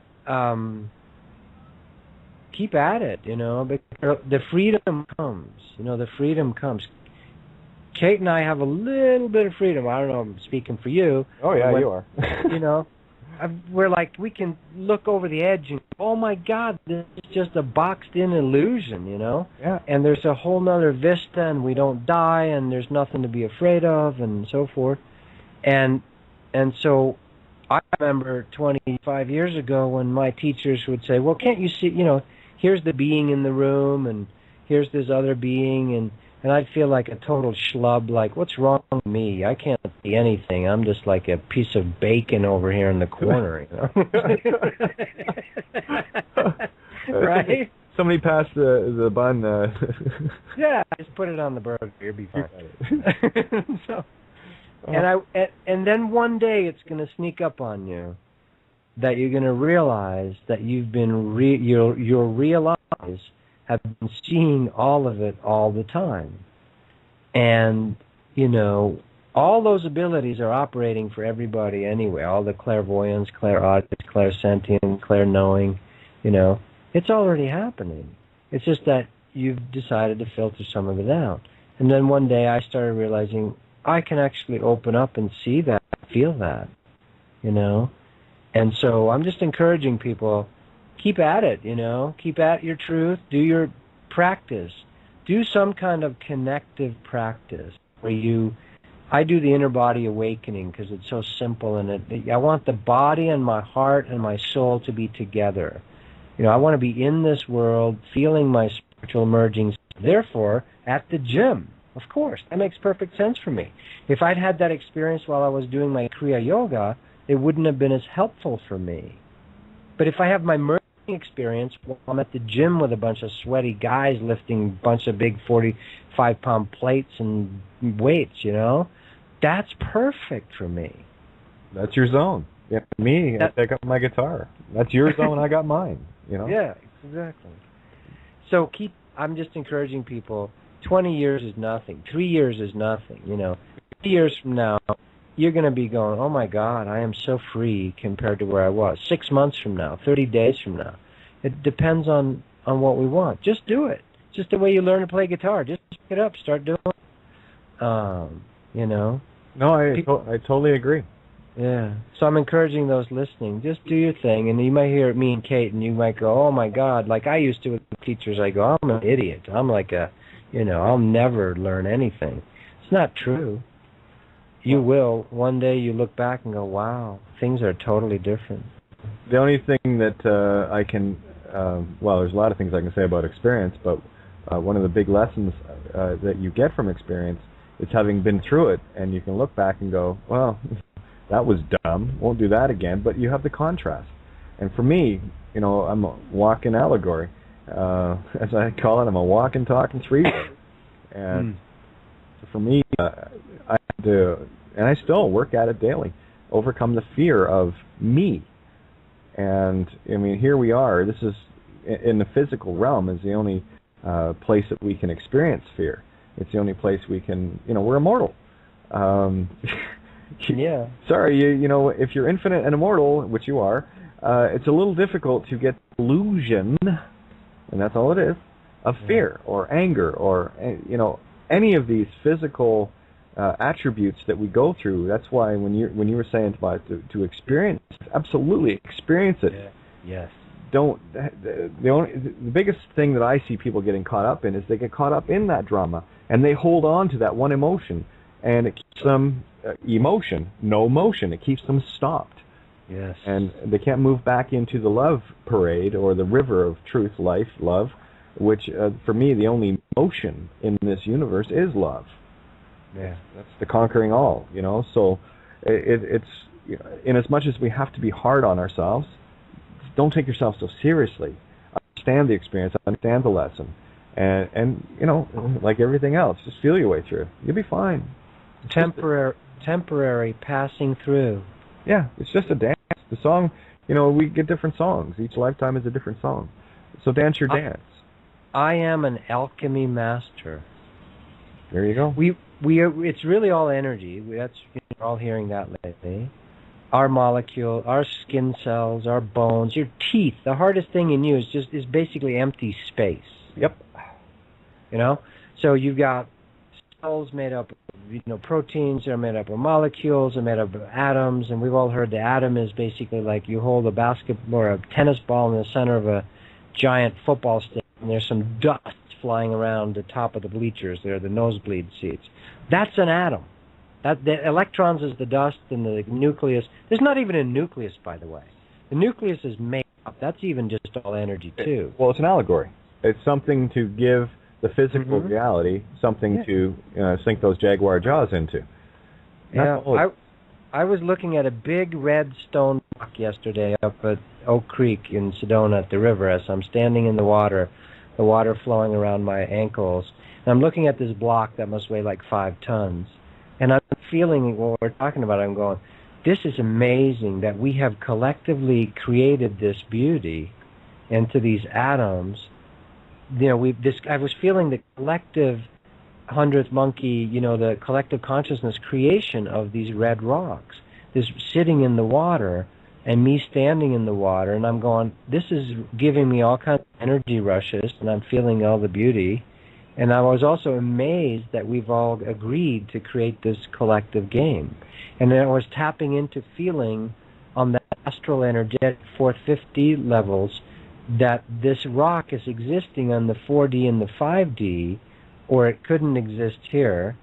And I'm like, that is so cool. And I was just starting to tap into the collective allegory, the collective story. It's just one story. It's just a big story. And the storyboard. This is the storyboard, exactly. And the irony of that big red rock, it's mostly space. Yeah. It's a big circle.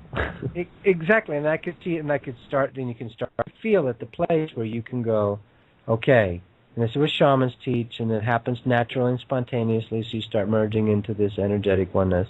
At some point, I could put my hand into the rock, and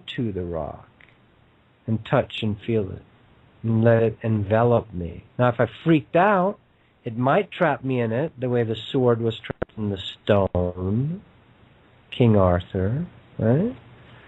But I was just feeling the fluidity of all of that. So it's funny you mentioned King Arthur. That was kind of the basis of the show last night, and talked about that this morning. That's just a coincidence. Look away, everyone. The wizard is not behind the curtain that you just pulled back. Keep going. There's nothing happening here. No, nothing to see here. Move along. Stop rubbernecking truth. I love that. Stop rubbernecking truth. Well, everyone's rubbernecking the drama, so I just kind of put it in the mirror and say, well, start rubbernecking truth and see what you find. Neat. That's great. I love that. That's the Mark Twain comment. He was such ahead of his time. I grew up in Sweden till I was 13. The first street we lived on in the U.S. is the same street that Mark Twain had lived his last 40 years of his life. Mark Twain, he's a Sagittarian. I just connect with him. Wherever I travel, he seems to have already been there. I'm sitting on some stone at the place of refuge in Hawaii on the Big Island, at the place of refuge, the Puhuna Hona Now. There's, 500 syllables, vowels in there. He's already been there. He sat on the same stone I'm watching the sunset from. I love Mark Twain. But the way he put it, Kate, was he said, people often stumble upon the truth, but they usually quickly get up, dust themselves off, and run away. Right? Yeah. Are you Sagittarian? I am. I'm Gemini. We're mirrors. Uh-oh. I'm the zodiac. We're mirrors. Sag is the mirror to Gemini, and Gemini is the mirror to Sag. You're the dark to my light, and I'm the light to your dark. Interesting. Well, so does that mean on the wheel too we're actually opposite, kind of on the opposite 12? And equal. Interesting. Yeah. Remind me to make sure I stay as far away from you as possible. Good luck. Good luck. Yeah, it's what a treat. What a treat. You can't outrun yourself. Nope. That's the thing. Do you know what I feel like right now, Tobias? What? I feel like I'm hanging out with myself. There you go. I just saw the T-shirt. You can't outrun yourself. Well, you can try. You can try. We've been trying. Yeah, you might drop a meat stick or two on the process, but yeah. I call bodies meat sticks. Meat sticks. Yeah. That's a good one too. Now I liked your stop rubbernecking the truth. I mean, that'll really twist people's minds. I love that one. Well, it gets them looking, won't it? That's awesome. Stop rubbernecking the truth. Yeah. There's a T-shirt, and I'm contributing. You can't outrun yourself. Hey, those are two good shirts right there. Good bumper stickers. Absolutely. Get the truth out. Something you just triggered there. It just left. Hang on a second. Wait for the bird to come back with it. Keep going. Keep going. Yeah. Oh, man. And there will come a time, like you and I are touching on it a couple of times tonight, Kate, and we would just go into it if we just, did this fully. but it turns into dead air on the radio. See, that's the thing. But maybe someday we'll actually be able to do that on radio shows where people can actually feel the pregnant pauses. They can feel a filled, empty space. Well, and that's when the mind gets erased. See, that's the place. Well, that's, it erased. Yeah. I was going to say that's the irony that you said that, because we have a lot of those. I'm a truth horse, so there's lots of pregnant pauses on the shows, and yeah, it's beautiful to sit back and literally feel everybody. And there are thousands right now feeling what we're and that's what. Go ahead. I'm feeling our bodies. I'm feeling our second sex chakra and our solar plexus.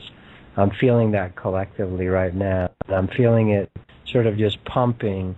The way a jellyfish, when they swim, you know how they kind of gently undulate? Yep. You know, like that? Well, let your chakras do that, guys. Imagine your chakra for a second. But they're like a sun, so they're doing it in every dimension, not just a jellyfish like in 3D. But that pulsation can be a high frequency, or it can be a slow pulsation. This is the pleasure of God. The ebb and flow. Yeah, this is pleasure. This is what it's meant. That's where it goes. Like as you and I talk and just be here, I start going into this melting place. Literally right now I'm feeling my toes and my feet and my hands on gentle melting, and I'm feeling my first and second chakra. These are the most judged chakras we have, yeah? Yep. Our assholes and our pussies and our cocks. By the way, I had an idea for a nightclub. I was just going to call it the Pussy and the Cock. Perfect. And it was might look down to brass tacks and tell them exactly what it is. And just have a picture of a rooster and a little kitty cat, you know, of course, but the pussy and the cock. But anyway, so that was my idea. But I thought you were going to say that when you brought up the nightclub. I thought you had my idea, too. Well, it kind of works together, you know. We'll put them side by each. So, you know, those that want to get some pussy and cock can go to yours, and those that want to hear Jesus screaming, they can come to mine. It's all good. They work perfectly together. And better yet, we'll put a revolving door between them in the center of the bar. Oh, that's fucking awesome. You know, so it's all good. That's already happening in 4D. Now we're just putting it out there. Let's have it actually descend. It's manifesting. There's a guy in New York right now who's like waking up going, wow! I got an idea. I got an idea, man. And he's got money, and that'd be awesome. Oh, it'd be fun. And that's the power of thought, too. And this is one of the mainstays of what I love to cover, is be careful what you wish for. And in short, be careful what you think. And if your tool, your ego, is in control of you, you've got random thoughts going off everywhere and creating all manner of chaos and without, you know, you being in control of it. Yeah. So when you take I call the ego the tricky little bastard, by the way. It's the one thing that tries to make you think it's you, and it's not. And they like to come and take over the helm of your mind, the ship, and you know, steer it into things like Scylla and Charybdis, and you know, either trash it or destroy it completely. Right? So, when you I liken him to the king's little evil advisors. You know, remember Jabba the Hutt? I mean, that's kind of ugly to begin with, but remember the little... Booba Jabba now? That guy? Yeah, that guy. Remember the little creature he had, like, on a chain? Yeah, that's like the ego. But I also see embracing, come here, you little tricky bastard, I love you. And, of course, you got the big laugh whenever he got zapped by R2 and he jumped to the ceiling, right? And so when you... He's the jester. He's the jester, too. Court jester. Yeah. Absolutely. It's just that the king and the King of Hearts, King Arthur, is meant to really, in my picture, in my enjoyment, I want him on the throne and running the show. And then the advisors can be there, but you can't let them run the show, you know. And that's what's happened. We're dealing with the minions that are all court jesters.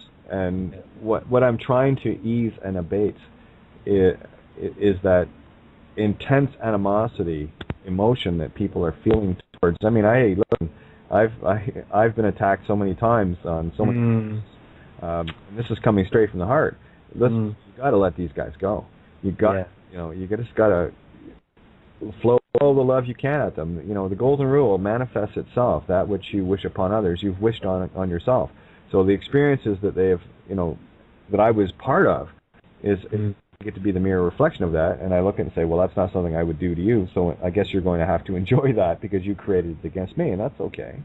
I'm not trespass your free will choice to enjoy, everything that I've been through to get where I'm at right now, which is, I've got both. I'll put it in word sense.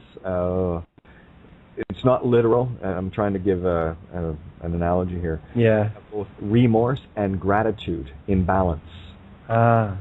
Feel that. Now just feel that. Remorse and gratitude in balance. Same with the love-hate relationship. It's the fear-courage. It's putting those things back together in a singularity. Together. Yes. 1, 2. Exactly. And these are very simple concepts, but they're so incredibly difficult to convey. And a lot of times, I've done shows in the past where I've, had a 7-step process to, share one idea to get to the concept, to go into the next one, to go into the next one, to get the actual concept I'm trying to relay. And what I do is just use experience of this happened here and this happened this way and it moved on to this and this and this and this is how it ended up. And then I can show the very simple concept at the end of it. That's beautiful. That's the story. That's the teaching story. Yeah. And those are beautiful. Yeah. I call it the mirror. The mirroring. It's just mirroring. It's all mirroring. Well, guess what my favorite expression is? Mirror, mirror on the wall. Bingo. I say. Who's the nicest? Whatever I want to fucking be all the time. Well, for me it was mirror, mirror on the wall. Give me a match and watch your own fall. And that's light her up, baby. Throw the fire of truth on it. Oh yeah. Feel of that. Kate, me, and everybody out there. We are seeds. We are light seeds. Now a seed grows tomatoes. A light seed grows a blazing, roaring galaxy of light. Perfect. So there's one person that decides seed that let their seed grow can massively change everybody who's keeping their seeds in the dark. Oh, agreed. Yeah. And I want to bring Miranda in here. She's off on one of her lexigram things. You're going to enjoy this. By the way, we're urine therapist types. We all loop E, the golden elixir, the floss. I've done this. I do this occasionally when I feel to do it, and I've certainly, absolutely, I understand that. So, well, I tell people, you want the instant downloads, you want to crack your pineal open, decalcify, and all the rest of it. Start getting on your philosopher's stone. It's the perfect elixir. That's why it's called. Hey, Miranda, how are you? Hello, lovely people. Hello. Hello, Tobias. So lovely to hear you. And you too. And I just name it seeing love, Miranda. Oh, and I am seeing lots of love in both of you guys tonight, and gals. Totally. And mirror, mirror too is your name. Mir is the sea, right? So Miranda, that's what I heard. Seeing love, being love, reflecting love. Oh, that's gorgeous. Absolutely gorgeous. Love it. Well, I got to tell you, have you heard of go ahead, lexigrams? Miranda. Have you heard of lexigrams, Tobias? No, but I can feel it. Go ahead. Okay, well, I've done a lexigram of your name. I only have Tobias Lars. I don't know if you have a middle name. And from the letters, I have decoded the hidden meanings within words that are in your name. And I'm going to read it to you. Tobias Lars, trials or trails, a sailboat, a lost boat, albatross, Altair, astral rabbi, star bolt, orbit Solaris, toi, toi, toi, Solar, Salsa, a Libra, a Atlas, a Alta, a Star, a Tsar. Tobias Lars is a riot. There you go. Wow. Now I'm feeling so much in there. I love it. Can I have a copy of that? Of course you can. Of course you can. And I wanted to know, Tobias, do you have a middle name? I do. But I haven't used it for so long, and I'm not sure that is the right thing, but you can add it into it and let's see what happens. Well, the ancient etymology for name is actually way. It is your path, and it is an ethereal gift. Came from the ether to your mom and dad, and was given to you as a clue. I understand. I haven't felt my family last name for a long time, so I don't use it. Okay. But I'll give you the other middle name. It's Gunnar, like Gunnar. It's an old Nordic name. Gunnar, Gunnar, like the Nelson twins. Remember those? Yeah. Yeah. There you go. Absolutely. Yeah, it's there you go. And Miranda's going to be off on a tear now. You watch. Right. Love it. Solaris, of course, the sailboats right on, the all of it, the trials or trails, all of those things, the loneliness, the soul, the alone soul journey, the a priest, the princess, the aristocracy stuff, lifetimes. Yeah, it's all right on. And does the number 3 resonate with you a lot? Yeah.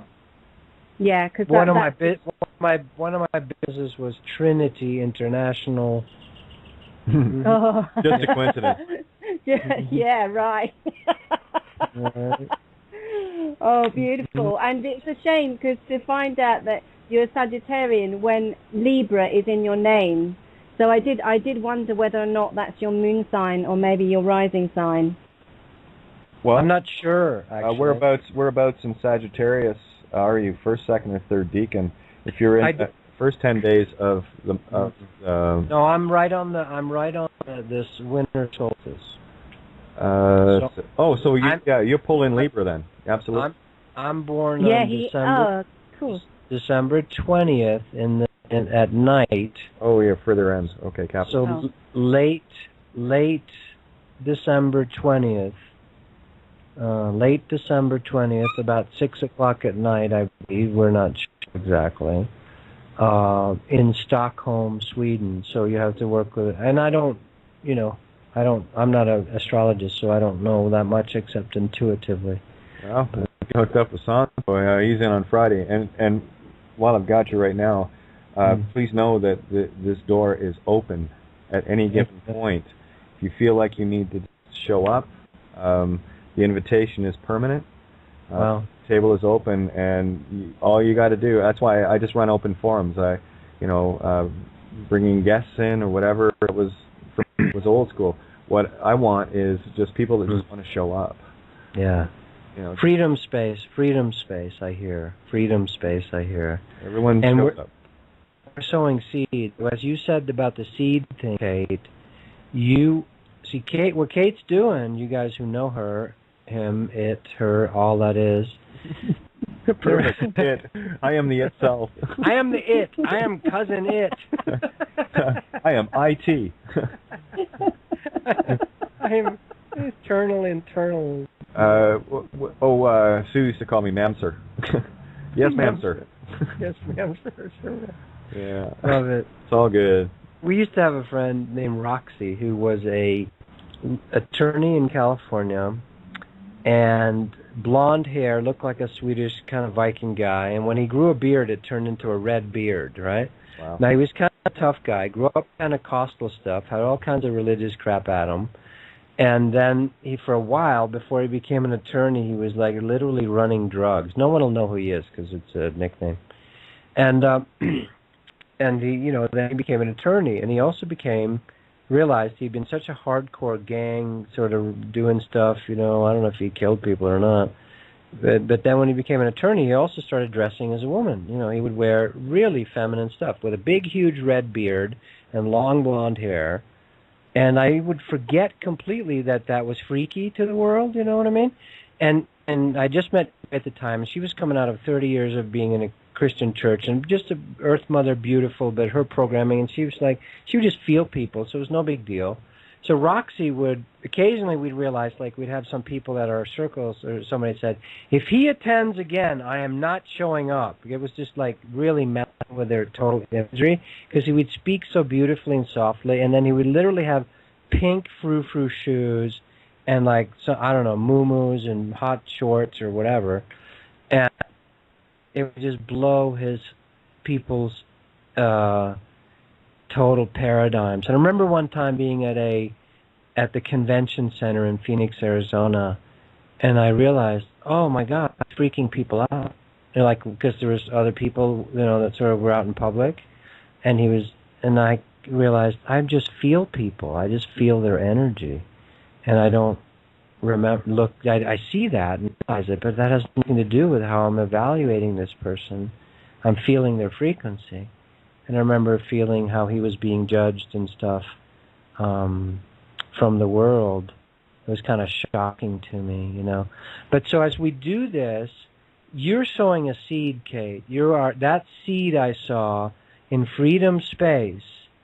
Not like other shows, you have to I have to be, a certain persona, or, adjust it a little bit. You have to adjust it and tone it, because if you talk about Jesus fucking Christ or whatever, it's over the top in the collective still, right? Or you're my bar and your bar to each other.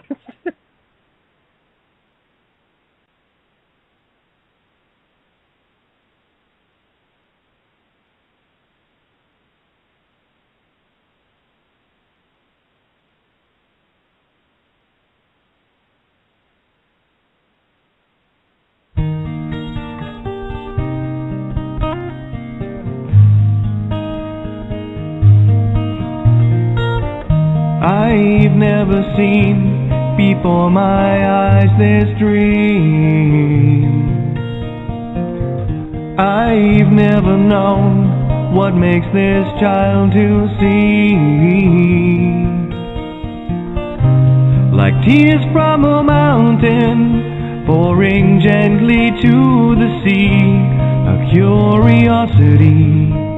Will you dare to touch my soul? Is love so frail that we can't hope to be more than we are, more than our hearts can see? And if for any reason on this field of broken dreams we stand to lose it all, then for you, yes, I do it willingly. If this is our moment, captured in time, always to sustain, for lost in your eyes I find are the only means to remain.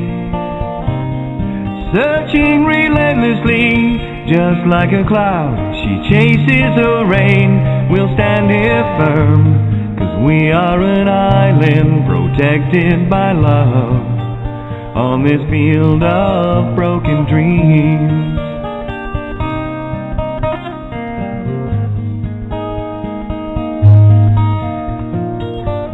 It's never clear, this path of destiny. That's why we're here, to find our need to be. Elusive as a rainbow, we can try to steal her gold, but she'll give it willingly. Will you dare to ask her though? We'll find a way, we must be leaving us. There'll come a day we'll soar, and when it does, I'm gonna pass on, guys, again. the sky will have no boundaries. I will challenge every sea. I will never lose this dream. Really loving this. 'Cause for you, yes, I do it. Okay, there we go. Hopefully I didn't hit it too many. There, that should have it now. Yeah, so we have you for another dozen minutes. So I've got someone on the line here.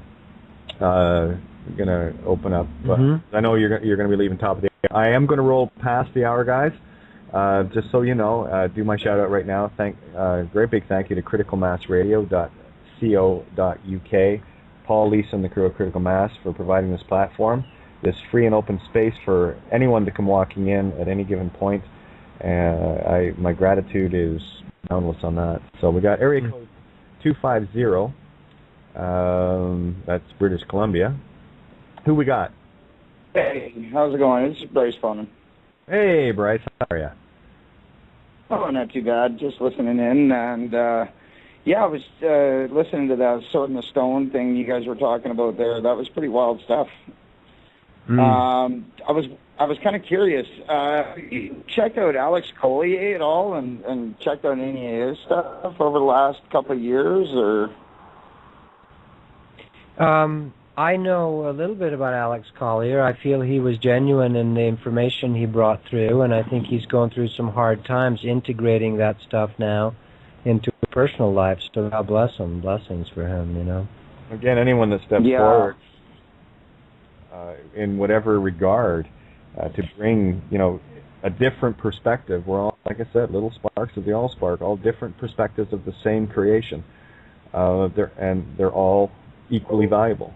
I've used the puzzle many times. Everyone is a piece of the puzzle, and without you, the picture will not be complete. So, the Andromedans are real beings, of course. We're all human family. Really, this galaxy, in my understanding, what I get from when I ask about it, is we're mainly very humanoid in this galaxy. And there's a few, the little gray guys are the exception, but the Andromedans, Alex Collier is very genuine, and I wish his heart to open and a softness to come into his life. And when I've watched him, lately, I could feel he was a chosen medium for them. And I'm calling on, why don't you guys help him out, But we all have to open our doors to go into this merging beyond polarity. And the old ways have to go. We cannot any longer do war, battle, and not be at the effect of war and battle. So you have to let that go. It's getting old. I'm not saying to you. I'm saying to Alex Collier, I'm trusting maybe a little on him, but when I've watched him lately, or I could feel, Alex, I just want you to let go into being taken care of. The lone wolf thing has got to go. So the universe has to help. That's your feminine aspect. You have to become the woman of the universe that gets made love to, that gets given to, that she allow ourselves to receive. We have to do both. The reception thing is really huge for all the men out there, by the way. Once you learn to receive, your sex will go through the roof. Oh, yeah. Mirror. Yeah. Oh, yeah. Yes. And we have Ninja in here too, by the way. So Ninja. Yeah, hi Kate. Hi Tobias. Hello. Yeah, I just wanted to comment on... Good, really good, thank you. I've had a very nice day, very interesting day. Lots of information sharing and... I just wanted to comment on what a beautiful show it's been tonight. They've hacked the hell out of it, but yeah, screw that. And it's just listening to you two talking, I think it's like amazing that I believe it's the first time you've spoken to each other, and yet it feels like you're old friends that speak on the phone every day. So lovely to hear that. Beautiful, beautiful energy. And I wanted just to say how much I personally appreciate that. And thank you, Tobias, for coming on and letting us enjoy that. That's why thank you. Anytime you feel the need, Tobias, just I'd show love up. to. Just show up. Thank you. Freedom Space. And what you're saying, Ninja? Really? That's your name, your birth name? No, I'm kidding. I wish it was. But see, when you hear someone talk sometimes and you can just feel their voice. You feel their voice and you go, you're tapping into, I know you, you have a resonance, I know you. And so that's a gift we all have. You can hear, when one of your soul family talks, you will tap in and feel them. I was going to joke. I've been trying to keep Kate on the other side of the galaxy, but it's not working. Good luck. Are you? Yeah. Guys are all connected to definitely a higher source, for sure. We are problem children, and we're good at it. You pretty much. That's the way to put it. Yeah, we've been problem children our whole lives. The misfits. And hey, Bryce, I'm not leaving you out of this one, my friend. Are you in the call? Guess what you are? Ha-ha. Yeah. Yeah. Welcome to the club.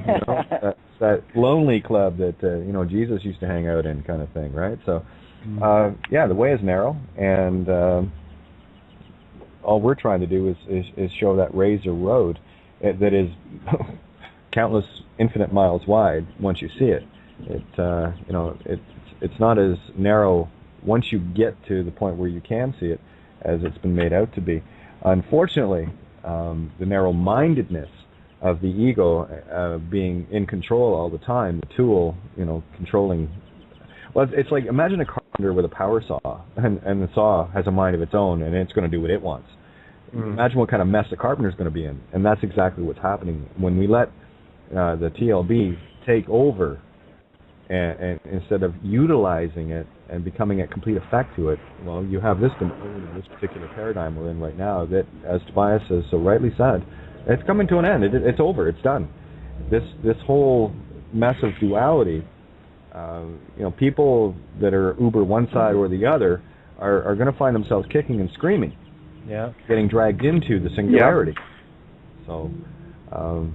My free will choice is to resonate and vibrate at as high a frequency as I can to become my own dominant frequency, and as a net result, create the void below me. And I mean that figuratively, not as a pedestal thing. Pedestals are for fools. But when you create that void, nature abhors a vacuum; it will fill it in, and that's why you're finding so many more people awakening now from the slumber. Snow White's she's been necking with the prince for a while. She's a happy girl. She's getting some. Okay. Well, that's kind of interesting because. Oh, sorry. Go ahead. No. I was just going to say I can feel, Kate, as you're saying that it's not going to be that hard for millions of people. There's going to be this stepping out of duality and into the play and into the enjoyment. It seems impossible, but it's that lie thing. It's just it's Wizard of Oz. It's a bunch of smoke and mirrors. So millions of souls, there's a lot of us on the forefront, and there's just going to be millions of people that are just going to go, oh, it doesn't have to be that hard to merge back into the oneness. And I see it happening for those that want it. So if people want it, you say it, you want it, and the universe will bring you the tools and the methods, whether it's a relationship that you thought you would never have, an older, younger, different sex person, and you ask, it's one of the quickest routes, by the way. If you connect with a partner that you both have the intention for awakening your kundalini in your system, that will rock your reality, undo all the stuff, and it's the river of light that nothing can withstand.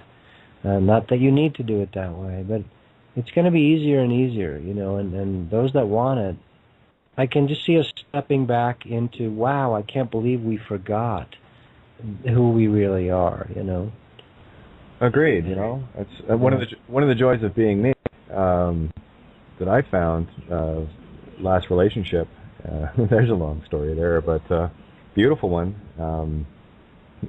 Gemini and Scorpio, well, we'll see if it works, but anyway. If you had, what do you want? Do you want boy tonight? Do you want girl? What do you want?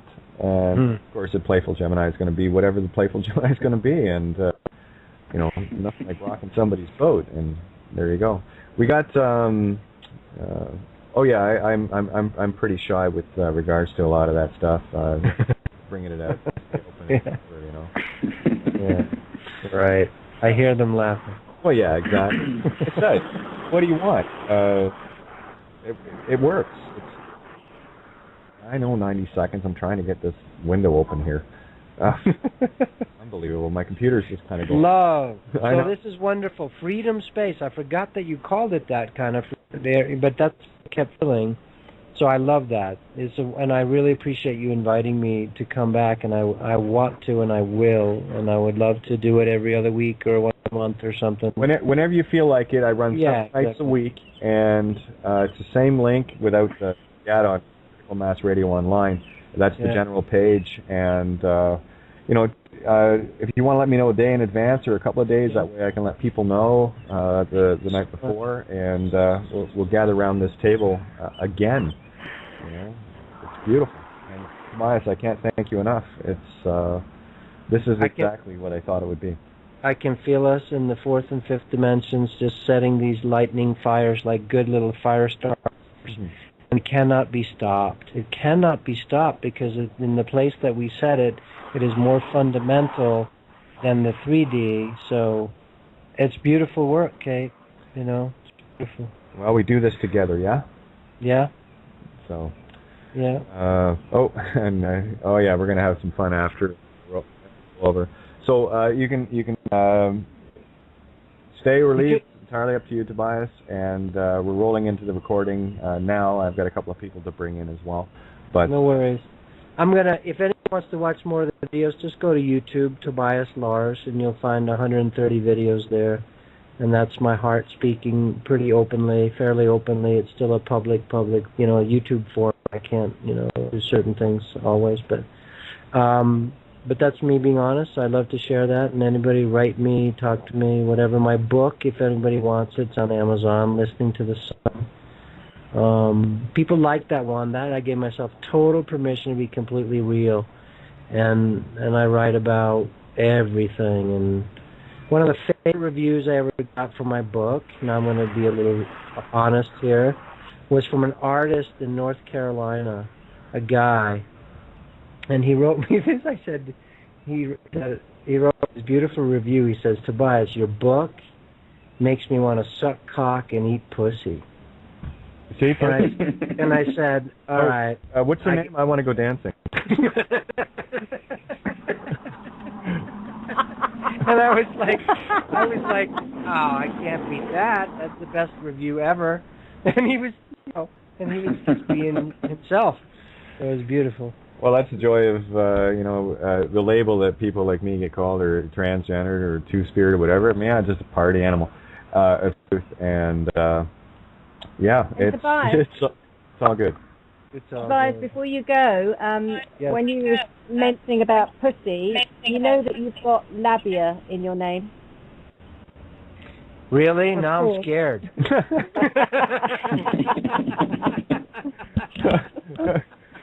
Don't be afraid of yourself, Tobias. Actually, I do know that. Yeah, I know. Awesome. Well, my friend, thank you so much. Thank you. I love you so much. Thank you for coming on. This is exactly what people needed to hear again. And by the way, there were a lot of people going and checking. I've been talking about you for the last week, and I've mentioned you in previous shows. Thank you. To get over and have a look at your stuff, and like I said, the heal and feel your fucking shadow. I had that literally in my computer. I've got it downloaded, and I would when I just needed that little nudge, I just I'll fire up Tobias and he'll sort me out. So driving and there you go. So the best comment I got on the heal and feel your fucking shadow was from some young kid who goes, this is about your ego, right? He goes, I think it was that video. He says, you remind me of my grandmother. He goes, you sound and look like her, and I'm like, oh God, thank you. So I was like, oh, I love that kid. I love him. Well, that's like honesty for you. So. I know, I loved it. It was so sweet. I know I have a nice pink shirt on and my hair's a little poofy, and I'm like, he goes, yeah, you remind me of my grandmother. And he goes, you sound and look like her, and she's really cool, and I love what she says. And I'm like, oh, yeah, I'm in. I'm good. There's a mirror of duality for you, expressed from the mouths of babes. He's probably 17 years old. I love it. That's beautiful. Thank you so much, Kate. Lovely, beautiful, and definitely we'll be doing more of this as long as you let me come and play. I would love to do it. No problem. I'm a carpenter. I removed the door a long time ago. I like that. There you go. It's an open table. Everyone bellies up here whenever they feel like it, and just glad to have you at dinner tonight. It's beautiful. Thanks so much. So much love to you, my friend, and we'll chat soon. And like I said, whenever the urge hits you, these are all downloadable too, so you can add them to your repertoire. And, I will. But the floor is yours when you need it. Okay? Thanks so much, Kate. Love you guys. Thank you, Miranda. Thanks to everybody, Bryson, everybody listening. Beautiful. I'll be back for sure. Much love to you. And, bye. I'm going to keep my eyes on New York, by the way, to see if there's two bars get opened up. One's exactly this, and the other one pussy. I think just watch. The guy is energized. He's calling his buddies. Yeah, it's a great idea. I was listening to the show. Yeah. Oh, yeah, or better yet, I don't know. I woke up with this idea, and I got to do it. It's twin bars with a rotating door, and oh my god. We can do this. Every thought we have, if you feel I can't do it, send it out there. There's someone that will pick up on it. For sure. Love. Thank you again. Love you. Take care. Talk to you later. Safe travels, my friend. Bye. Bye. Well, there you go. That was something. That was everything I expected it to be, and some. So, yeah, it's a nice feeling to. I felt like I was talking to my mirror tonight, and like I do every night. The joy of someone that in this particular realm, having never talked physically or met or whatever. And you're absolutely correct on that. It just felt like, I haven't seen you in a couple of weeks. How's your travels been? Sit around and shoot the shit.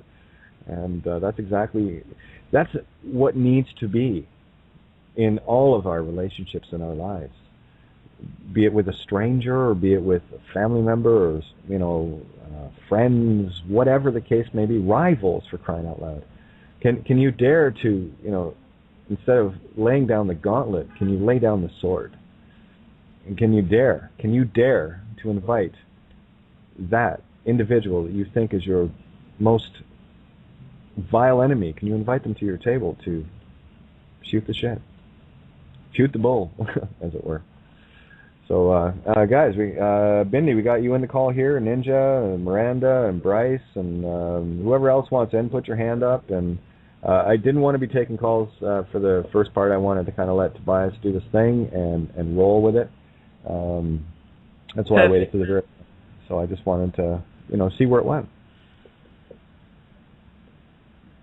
Jump in? I just don't like cutting anybody off, and I just like listening to you guys. Well, no worries. And sorry about last night, Bryce. I just got into Brain Zone, and I was out cold. Doing shows. Totally understandable. Two of them back to back. I turn into the Irish blonde bimbo and forget shit. And two, people don't realize how much energy I put out doing these. And it's a beautiful energy. What happens at the end of it is I just get this beautiful, peaceful zone, and it's like, okay, I'm just going to go zone out. Yeah. I go through it every day, too. Yeah, so I end up having really good days. I was going to say we'll chat. We can chat right after the show. Okay, so just letting you know that. Sure, that sounds good. If you want to call me and it's easier for you to call me, I'll just leave my Skype on and I'll just listen in on the rest of the show. And okay, I'll Skype you as soon as we get off the show here. Okay, that sounds good. And we'll sort some stuff out and get you having some fun. Hey? That sounds awesome. I've done a lot of reading lately, so. Well, I'm gonna sum it up for you really easily with what you're dealing with, and you're gonna have a bit of fun with it. You're gonna put a smile on your face, and you're gonna hand some people their asses nicely. Well, that I don't want to do it in a mean way, you know. I just want to definitely be comfortable.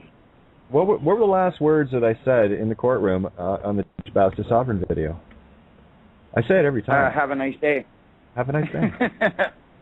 Have a nice day. How you interpret it is how you interpret it, but I mean it. Have a nice day. Whatever nice is to you, have a nice one. You know? And I mean that. You know? Oh, I gotta break off for 1 sec. My wife's talking to me. I'll be right back. No worries. Line's open. Bindi, Ninja, Miranda, anybody else? Put your hand up. Hello. Jump in. Hey, how are you, Bindi? I'm okay. I was cruising on all the time while you and Tobias were talking, were intermingling. It was beautiful. I could see this surf sunset. Two people on surfboard, like absolute imbalance together. Wonderful. In the beautiful. Zone. Yeah, it was the intertwining serpents. Yep. It was a love story. It really was. Exactly. No, I was, and there's the thing there. As I said, you know, sometimes I like to lead the dance. Sometimes I like to be led. And tonight I just wanted to be led. It was nice. Well, it's in his name. You did a beautiful salsa together. Well, I tell you, you know, I'm not a bitch all the time. You know, but I'll tell you, when universe decides that there's a heart ready for me, at least I know that heart will have no preconceived notions. Here it is. I have nothing to offer in the material sense. All I have is heart. And you know what you're getting. You know what you're getting. Fucking loony Gemini is what you're getting. But that's another story. It's all good. You know, so... Yep. Well, I like that you two are so brutally honest, and it's still loving. Oh, I mean, what else can I be? You know, it's like when Tobias said about the guy that, you know, let him know about his book. You know, you make me want to suck cock and pussy. It's like that is exactly a neutral position, and that is such a beautiful statement. There is no preconceived notions.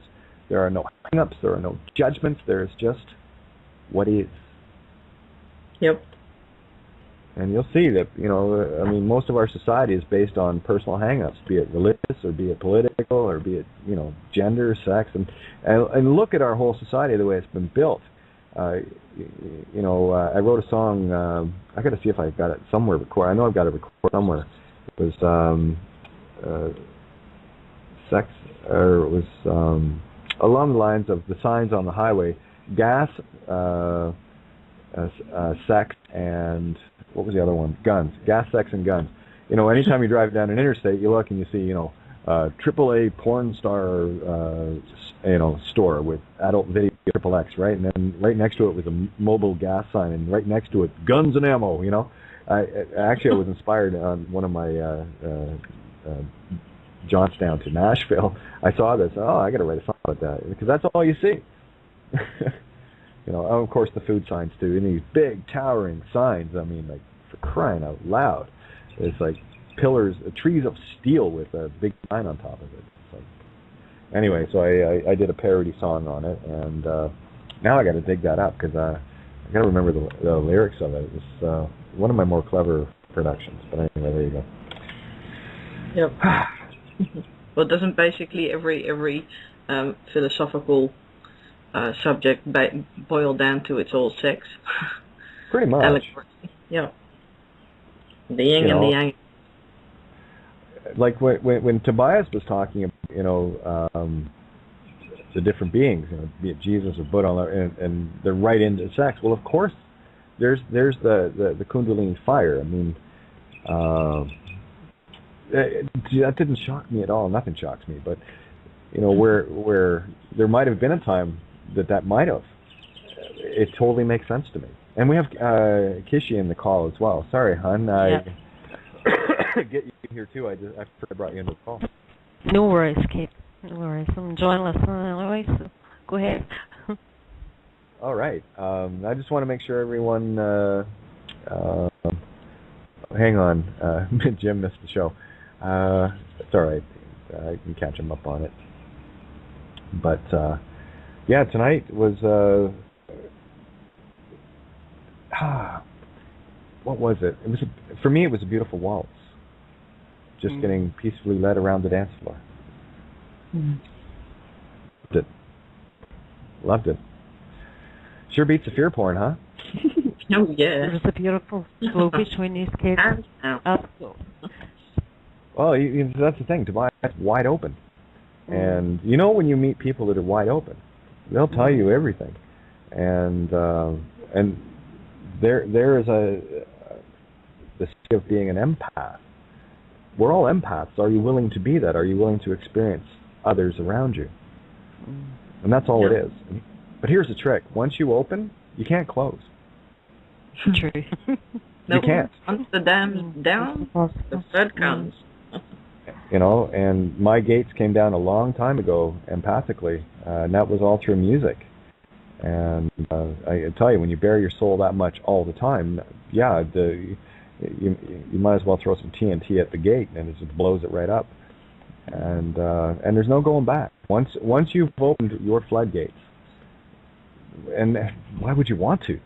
That's what. Why would you want to? That's exactly what I was thinking there when you said that. Well, I'll tell you where it does run a bit of an issue with me in the nature of the being that I am, is I get all manner of energies flung at me, so I have to be very careful and to be mindful of it. And I mean, I think I was speaking the other night about, for me, it's a challenge just to take a walk down to the store. Oh, sure. And I recognize that one. That's part of my walk, though. Here's the thing: if I can't come across as being you, there's nothing special about me, and there's everything special, just like you. If I can't come across and tell you, the things that I have to deal with, how can I even begin to say, well, this is what you have to deal with? Many things that I have dealt with, I'm just trying to share the experience of how I got through it, and there's still things that I need to work through. And, in as much as these shows, episodes are great learning experiences, they're also beautiful internal, how do I want to put this, a beautiful means of bearing even further. And hopefully in this process, all of us gathering, where we all open up to each other, this is only going to open up the consciousness more.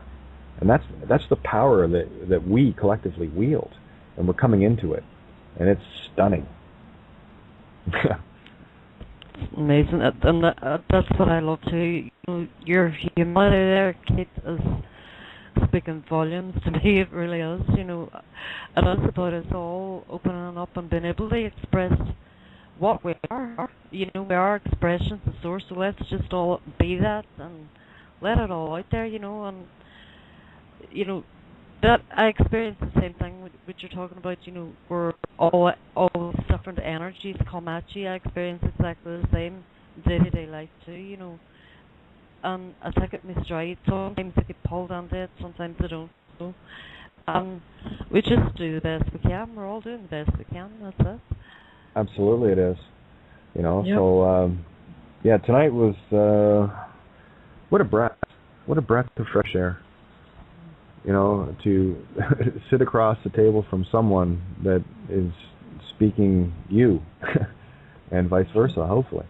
And not just speaking, it's the whole feeling and opening to it. And I am an open book. I don't leave a whole lot to be wondered about. Where there was a time that I very shielded, very introverted, for obvious reasons. But part of that, my own seed, was to finally plant it and let it grow. Just let it grow. And I've had my trials and tribulations, and I'm still in the woods a little here, but I'm okay. Yep. And the challenge comes from both sides. Sorry, go ahead. Go ahead. I was just trying. Hang on, my download just left me. Oh, I've got it. I was just thinking that a lot of the time it's spoken like allegorically, the left and the right brain balance. A lot of people experience letting go of the rational mind and trying to feel through their life a bit more. And I've come from the other side. I've been all feeling and slowly learned to balance it with a bit more rationality. And it's nice to see when that's also manifest in dialogue between people, because that's then the next step. Agreed. Crystal works. It's inside, outside as well. As within, so without. Yep. You must be a balanced Scorpio. I'm doing my darndest best in the P zone. Yeah. Flipping all over the place, but yeah, tonight is quite balanced. It's listening to people that are balanced that helps me get resonance too. We all come back into the equilibrium together. Yeah. You know? Yeah, it helps. You know. I can do it here too, but this is like, why the hell would we? We're with 7 billion of us. Why do it alone? It doesn't make no sense. Well, that's the. To be alone. Well, that's the thing, and we're moving into that. And as Tobias said, it won't be so hard for millions of people to awaken. Yep. Again, truth is finally cool. Being we're different. No widows. Yeah, being outside the box is finally the hip thing to be. Just took us a while to get my mother. That's what I said to my mother today. I said, Mum, in 2 weeks' time, I've gone from widow to wizard. This is fabulous. It's amazing, isn't it? Yeah. Yeah. And I've seen the post many times. I gotta find it, and I've got it saved somewhere on the computer. But we are the misfits. We are the weirdos. And isn't it funny that even though we've always been that, isn't it funny how everyone always came to us to seek advice? Huh? Yeah. So you always had the power, Dorothy. Exactly. Click, click, click. We're not in Kansas anymore. So can I get my heels to click? 3. Yeah, I can. Good. They're clicked. Okay, do you know what I loved when I spoke about men receiving, being open to receive there as well? I love hearing men say that to men. It's just. Well, absolutely. Get on there and join the rest of us here, because it's absolutely beautiful and universe looks scary. Exactly. I'm wearing thigh highs. That's me. Big time. Laugh. I'm ready. Oh, go for it, girlfriend. So. Excuse me. Again, this is just about being honest with oneself. And all the hang-ups that we have are all those programs that have been thrust into our canvas. And, of course, we have been the receivers, literally mentally fucked by those that have us, or had us, we'll speak past in this now moment, convinced that we were one or the other. And that paradigm is done. It's done.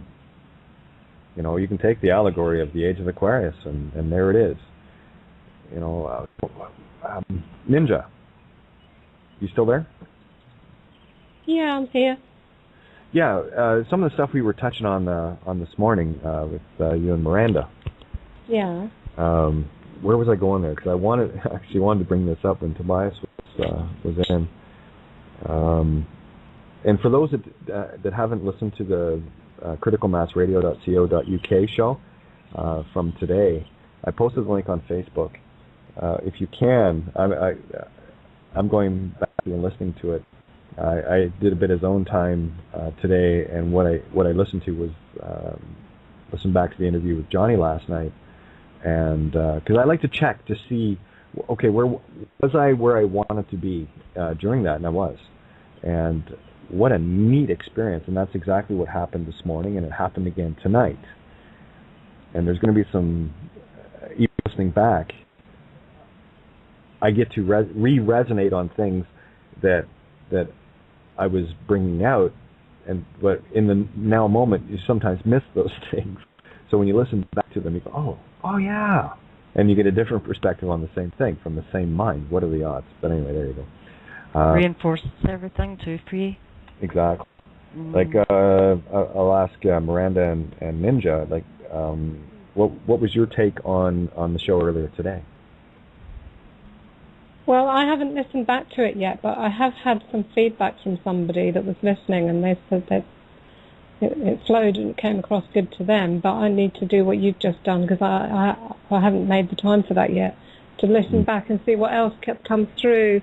No, you know, I don't think we're finished with this thing. I think we have finished on the one hand, we did something with it, but I think there's still a lot more realizations and understandings to come through. Oh, it's agreed. Just the beginning. Keep going. Yeah, there's lots to come. I just felt it again. It really was the beginning of something. I left so fired up with that, and then afterwards, I wanted to listen to it straight away, but it wasn't there. And then I listened to your one last night with the Merlin, and I started lexigramming about that, and that's quite interesting. And King Arthur and the Sword in the Stone is all coming back to me, so I know there's some things to unravel there as well. And isn't it interesting that Tobias mentioned King Arthur this evening? Oh, yeah. And you know, he didn't know we were talking about that earlier and yesterday. So there's definitely something in the air.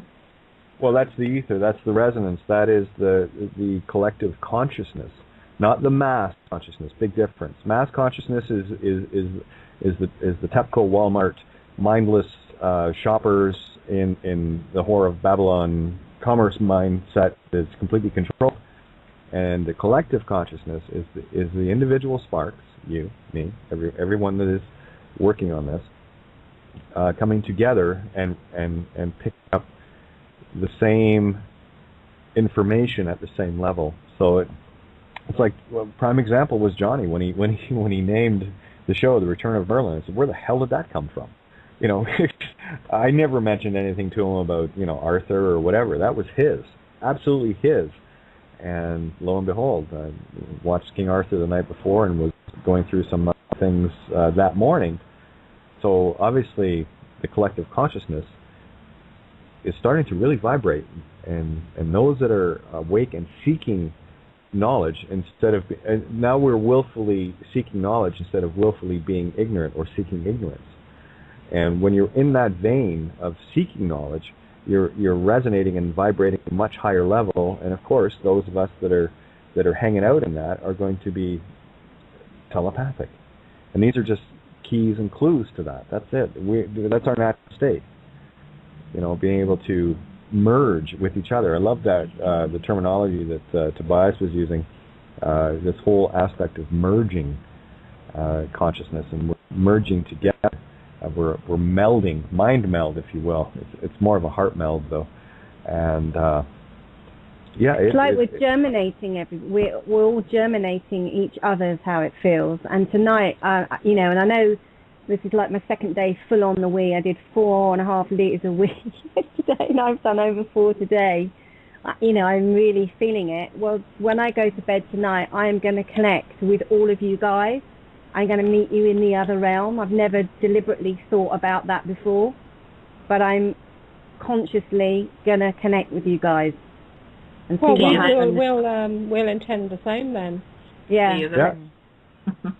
I mean, I've already got my outfit picked. I've already done that, by the way. I'll be the one flying on Pegasus, by the way. Right on. Okay, you've piqued my interest, Kishi. Was I as big a bitch as you thought? You were absolutely amazing. So you're just the same as you are in this realm, whatever. You know, to me it's all the same. Absolutely amazing. I'll see what, return has been a key word for me for the past 2 weeks there. I don't know about anyone else, but just resonating with that big time. Return to love, return to source. Yep. Be beautiful. Yeah, I've got, well, not that it ever left me, but I started to feel a real need to get home. So, home being where you are. Isn't that neat? Yep. So, yeah, we'll see what the universe, you know, I'm open, I'm the open feminine to receive, so we'll see what we'll see what Science Cock the Universe does. Okay. So that's all good. What's the intention? I know what mine is, and I'm good. I'm okay. My feeling is that already is, Kate, and I've said that to you from we met, basically. It's something that I felt so strongly. It's already happened, you know. Yeah. It's already. Never really left home. Yeah, and again, I you know, the only barriers that are there are the ones that I hold them in place deliberately. It's position. I'm holding a position. It's got nothing to do with me. And for me, that's just complete defiance and dissolution of the entire Rome, London, D.C. Control paradigm. And I'm going to hold this position and just push out to crush it, to raise it to the ground, so that we can build anew. And that's not about destroying people, it's about destroying concepts.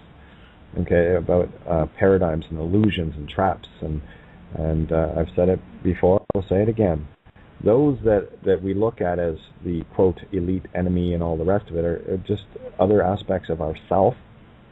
And they're doing things that I would not do, probably have in the past.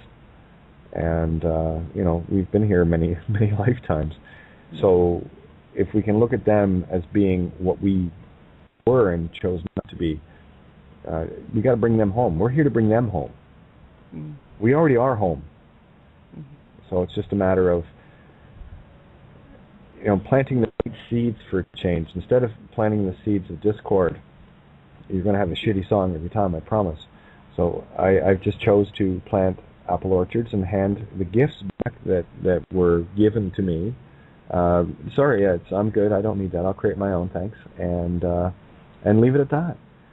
And whether they awaken this round or not, like, we're dealing with some very depraved cannibals. I mean, I said it this morning, the Queen of England is the richest woman on the planet, which means spiritually she is the most depraved. She is the most wanting, because she has cannibalized the most people, and then some on this planet. That's a being that needs help, and although they may not look like they're screaming for it, they are. And it's time. That's the awakening. It's to break down the wealth illusion, this wealth paradigm of material wealth. Again, ye are gods. Is the only indication of you being God how much material stuff you can gather in a physical sense that you're not taking with you? Right? The only thing you take with you are your good deeds or your bad deeds. And whether or not you have to repeat the course and and do it again. And eventually, these beings that came against me are going to have to experience everything that they have manifested in this lifetime. And the best part is they're going to have to be trans too. Picked on the wrong bitch, boys and girls. But, you know, for me, it is the most absolute blessing of blessings, where I saw it as the curse of curses. You know, put it in the mirror. For me, in the literal sense, not the allegorical, but in the literal sense, I've been in prison my whole life. So, and it's like they're gorging, you know, that whole feeling is they're gorging, stuffing, filling themselves, lusting after it, being greedy, and yet there is no fulfillment whatsoever. It's empty. It's an empty victory. You know, and it's, yeah, totally. And I really feel that they're beginning to really realize that it's empty and shallow and actually not the way. Most certainly not. I mean, you can deal with physical gratification all day long. But at the end of the day, you know, whether you have the ability to transfer from body to body, you're still in a meat stick illusion. And, you know, that people that just got, or beings that just got caught up in the game, they are the masters of Tron, where the game they've created, they've been ensnared and trapped to. But, you know, for me, being in that literal allegorical prison for a lifetime also gave me the perfect mirror of knowing what freedom is. That's what you compared it to earlier, to the computer games in God mode. It's fun for a while, but after a while you want a new game. Yeah, you get bored, you know. It's like, okay, well, this was fun. Got to be other universes. Of course there is. Yep. Potential of everything, anything you can envision is creation itself. That's the power of your wishes, the power of your thoughts, and that's why those that I have seen through their actions have made their wish. I grant it willingly, and I know what I got from it. I got the fact that I can sit here and talk with all of you, and bring whatever pearls of wisdom I find along, and put them out there to see if they resonate, and go from there. I mean, this is a river, not a waterfall. It's a river. So I'm just kind of, by a lullaby. The whole visual I had when I wrote that song was like Huckleberry Finn, Tom Sawyer on a raft, or sitting on the Mississippi River with a piece of straw, chewing on it. Right. There was another painting that I picked up many years ago, and it resonated with me. I know why. I would never tell anybody then, but I can certainly share it now. It was a picture of a girl, and she wasn't very prominent in the painting, but she was the centerpiece, sitting by the riverbank, looking at her from behind, just sitting there, in a blue frock with a nice white ribbon, and this gorgeous scenery of the river and the meadow and some trees across the river, just a young girl sitting in contemplation. And what resonated with me when I got it was, well, that's me. That's exactly, and that's the bio lullaby. But you got to be quiet to hear the mockingbird. The mockingbird, as you know, is a bird that mimics other birds. So you never know if there's one around, and you never know if it's a mockingbird or not until you actually see it. And that, for me, is the allegory of the hidden messages. Can you hear them? Can you hear the whispers on the wind? Or are you distracted with all the clutter and chatter of day-to-day drama noise? And that's when I say about the left brain shutting it down. It's turning that sound off and saying, no, I need my 0 point, and I'm just going to be now. And that's it. So that's what Biolullaby allegory is about. That was the concept. Even then, this is back in 1994 I wrote that. And it was my envisioning of the South that I hadn't been to yet in this lifetime. And I just wanted to hear what the universe had to say to me to describe it from that very ethereal perspective. That's all. So I think I got the job done, and it's a meandering song in terms of picking. It's just a treat to play. It plays itself, and very simple. Nothing, really. I don't write difficult songs. My arrangements can be a little tricky for some people, but because they're not. How was it described to me? They're not mainstream, but they're mainstream. And just a different interpretation of the same thing, that's all. So there you go. A little bit more about the music. How's that, huh? Beautiful. You see what you're talking about there, Kate, about holding the position. That's, when I... the best way I was dreaming, we were in the other realm, and that's basically what you were saying to me in that dream. I have a position to hold here, and I'll know when it's time to come home. I'll just know it, and that's it, Great. Totally agreed. And there's that Trinity analogy again. Fist fight, hold the light, or carry out the dead. And we've done both sides of the pendulum, yeah? Yeah. For me, I was part of the system and anti-oxidant and do all the things that the dead do, and then of course I moved over full pendulum into the fist fight. I'm going to take care of this shit, and blah blah blah blah blah, and then of course you see where the fist fight ends up. But what it did was gave me beautiful contrast of two extremes on the thief and the murderer on the cross, to the holding the light in the middle. So what has happened is that pendulum swung back, and there I am, 0 point, and I'm okay. There's certainly other experiences that I'd rather be having right now, but I'm doing exactly what I'm supposed to do. Everything is absolutely perfect, and all will be revealed as it needs to be.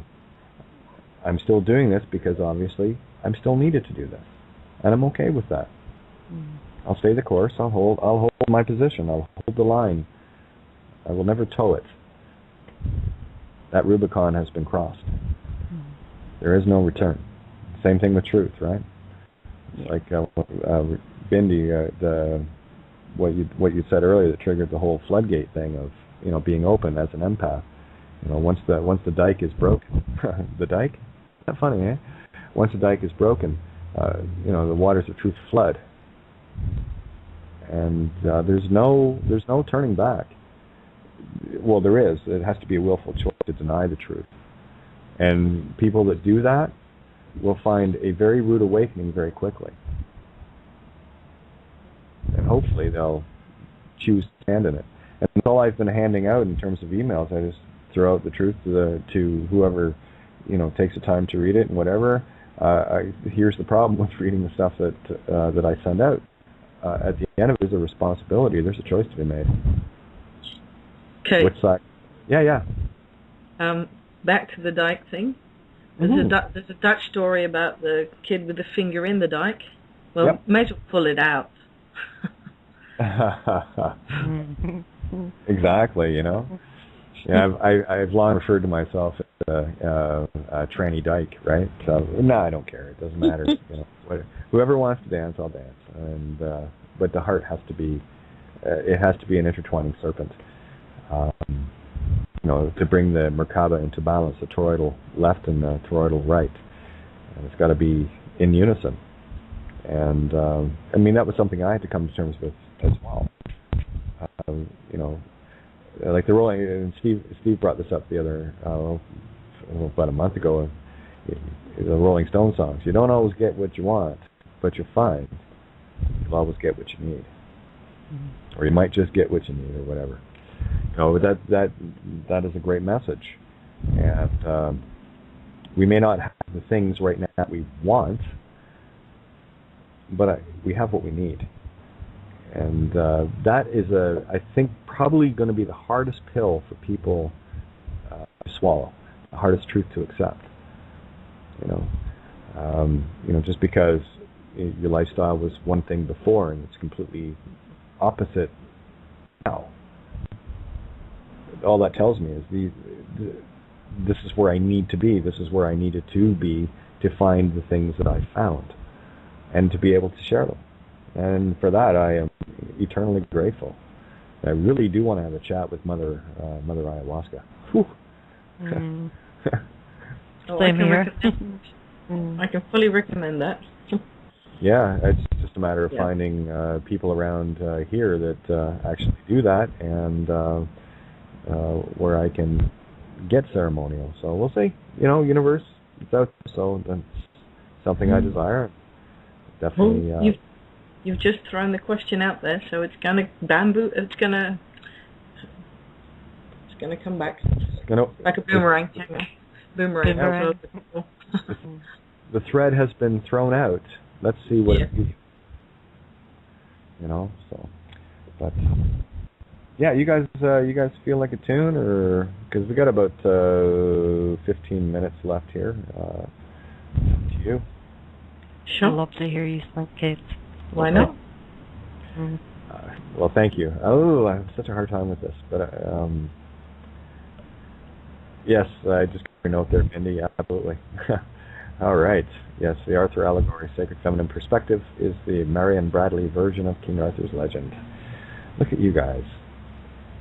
Now go ahead, ask me why I like hanging out with you. Come on. Nope. All right. I know the one I want.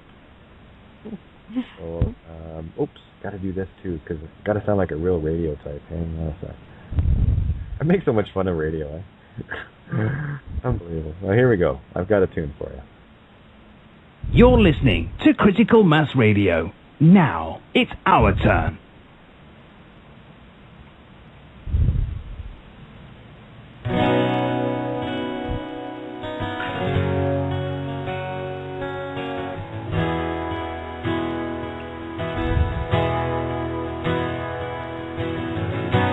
Somewhere like a dream, your world washed over me and took me far away, so very far away. Made sense of all things wrong, gave hope where all was gone. What do I need to say, really need to say? Your eyes are all the words I need, wanting nothing in return.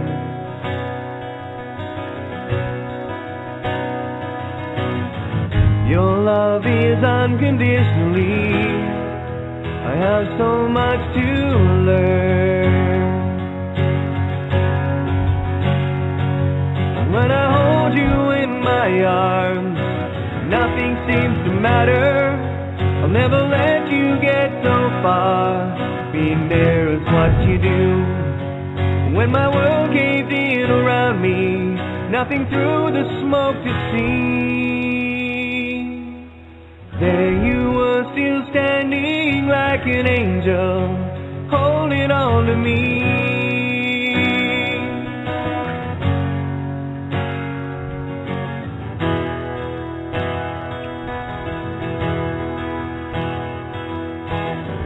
So now you pulled me through, turned faith back into truth completely, so completely.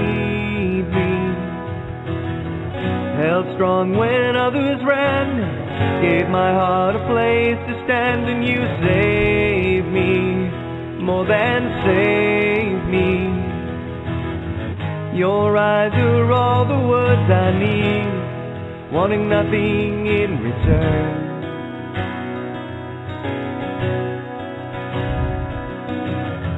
Your love is unconditionally. I have so much to learn. And when I hold you in my arms, nothing seems to matter. I'll never let you get so far. Being there is what you do. And when my world caved in around me, nothing through the smoke to see. There you were, still standing like an angel, holding on to me.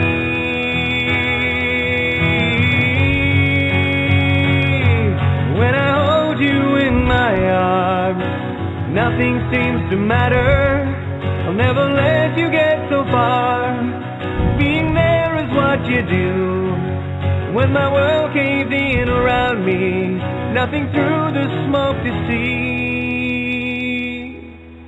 There you were, still standing like an angel, holding on to me.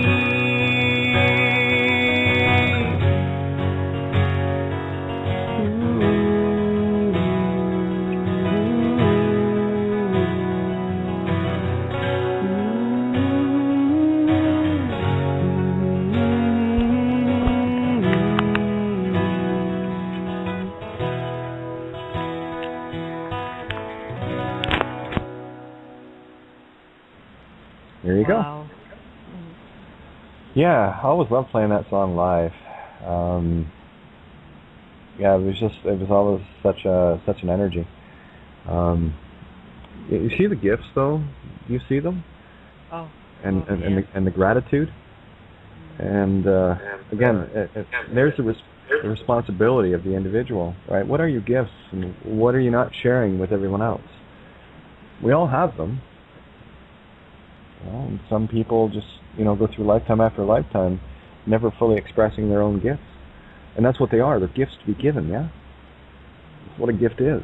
People say, oh, you're so gifted. So, yeah, well, that's why I give the gifts. It's like you're given something and then you sell it. No, I can't do that. I played that game for a little while, CDs and stuff, but, it got to a point where I didn't care anymore. It's like I said, the best part about my CDs, you can give this shit away. It's awesome. you know. So jump into the horn for of the plenty. longest time, Kate.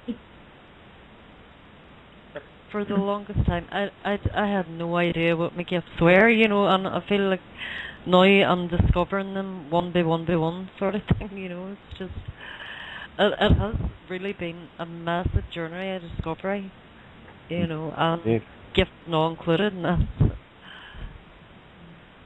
absolutely. very happy to share them, though. Very happy to share them. Well, the floodgates are open. You don't have a choice anymore. No, well, I don't feel like I'm doing it anyway. It's been done through me, and that's the bottom line of it for me, you know. It'll happen whether I like it or not. I don't have a choice there. Yeah, there's that free will choice to not have free will choice, and vice versa. You know, what were you going to jump in there with, Bindi? Pardon? I thought you were going to jump in there, or someone jumped in as well. Okay. Oh, a while back. Yeah, I said we're together with the Horn of Plenty. Yeah. On your own, it's a bit flimsy every now and then, but together it's stronger. Well, yeah. Again, there's the Trinity again. When you put two together, you create the third. There's your Trinity, and you know, a postulate or a truth, or something that you intend as a good idea is only a good idea if someone else resonates and agrees with it. That's what creates. And there's the allegory of, you know, the most divisive thing in our society is the family unit, and it's the most inclusive as well. So that's the thing. People in a duality mindset will look at things as only one or the other.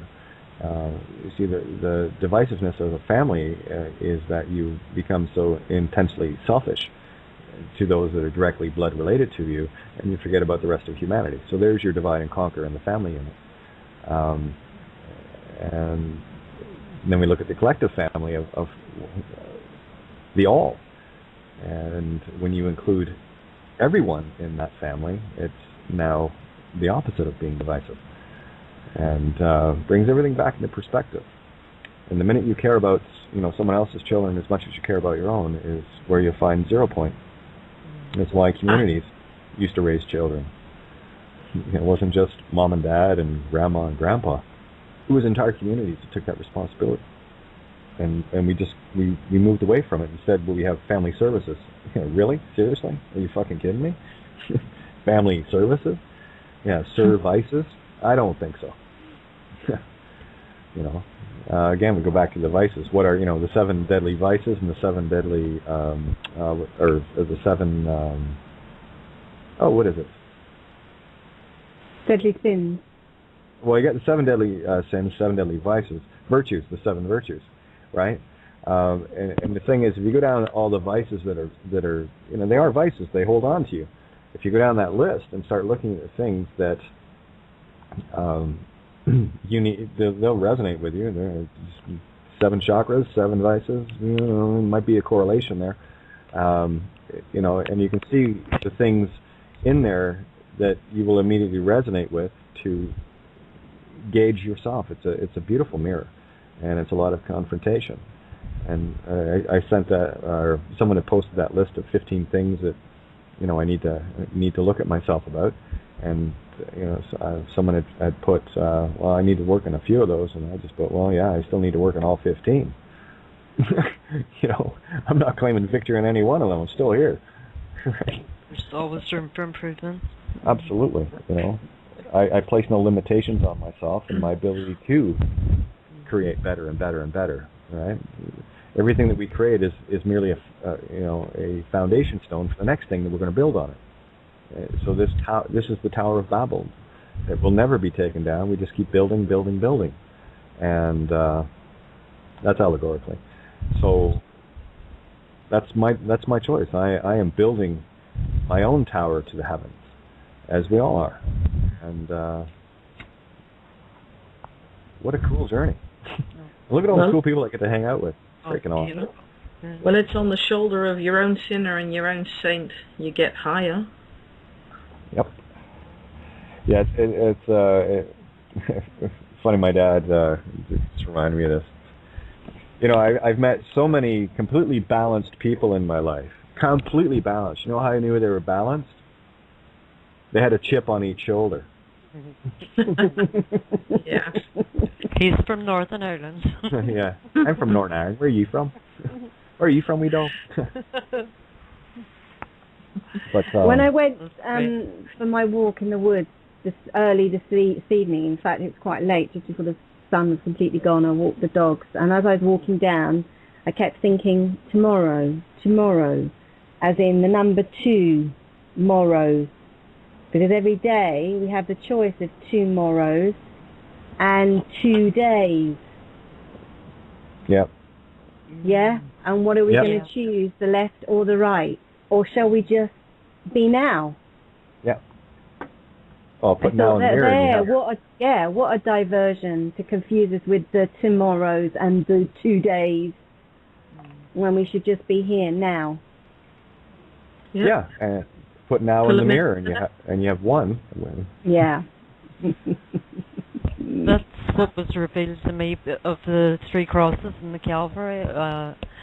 Jesus in the middle, and yesterday and tomorrow on either side of them. See the eyes to see? Isn't it beautiful?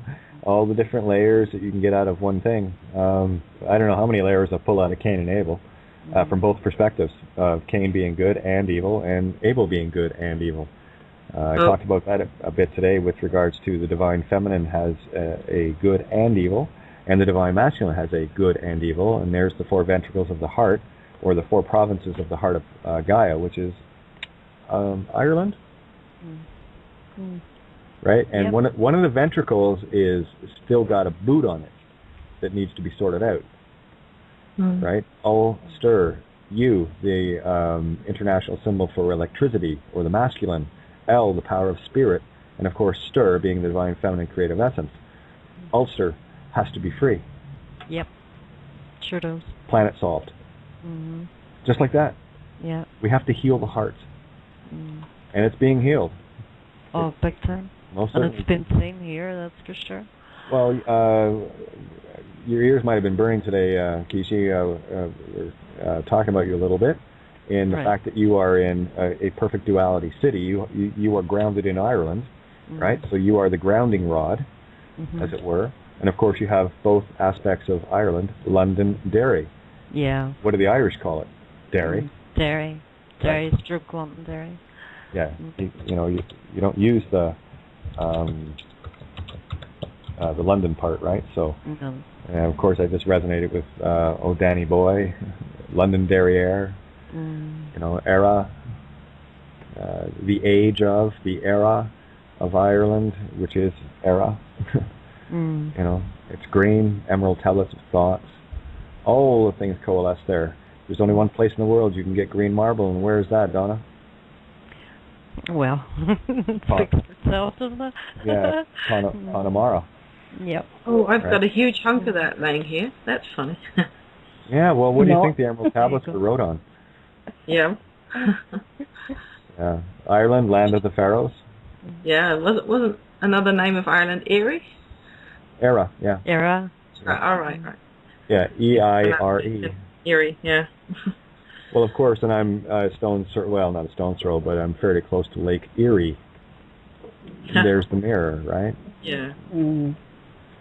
So, you were never too far from home, Kate? Eh? Oh, no, I've... 3 heel clicks. 3 heel clicks to be home. Yeah, and really there's nothing holding me anymore. That's like I was saying to Steve yesterday, the body might be 3,000 miles away or whatever, but you're as close as the next breath to me, really. Well, yeah. The illusion of space-time, and physical matter. Yeah. I mean, you're right here, right now, you see? Through the ether, baby, through the ether. Well, we got about a minute left here. Final comments from you guys, please? I love you. I love you. I'll give you a nice little treat to take home. When I was driving back tonight, I was behind a ambulance. Have a little play with what comes out of ambulance.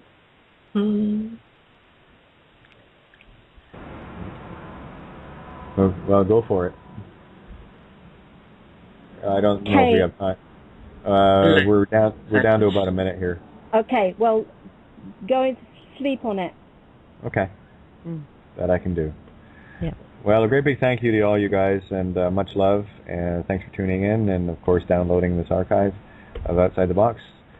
This is your hostess, Kate of Gaia, signing off for the evening, and much love to you all. Thank you so much for being me.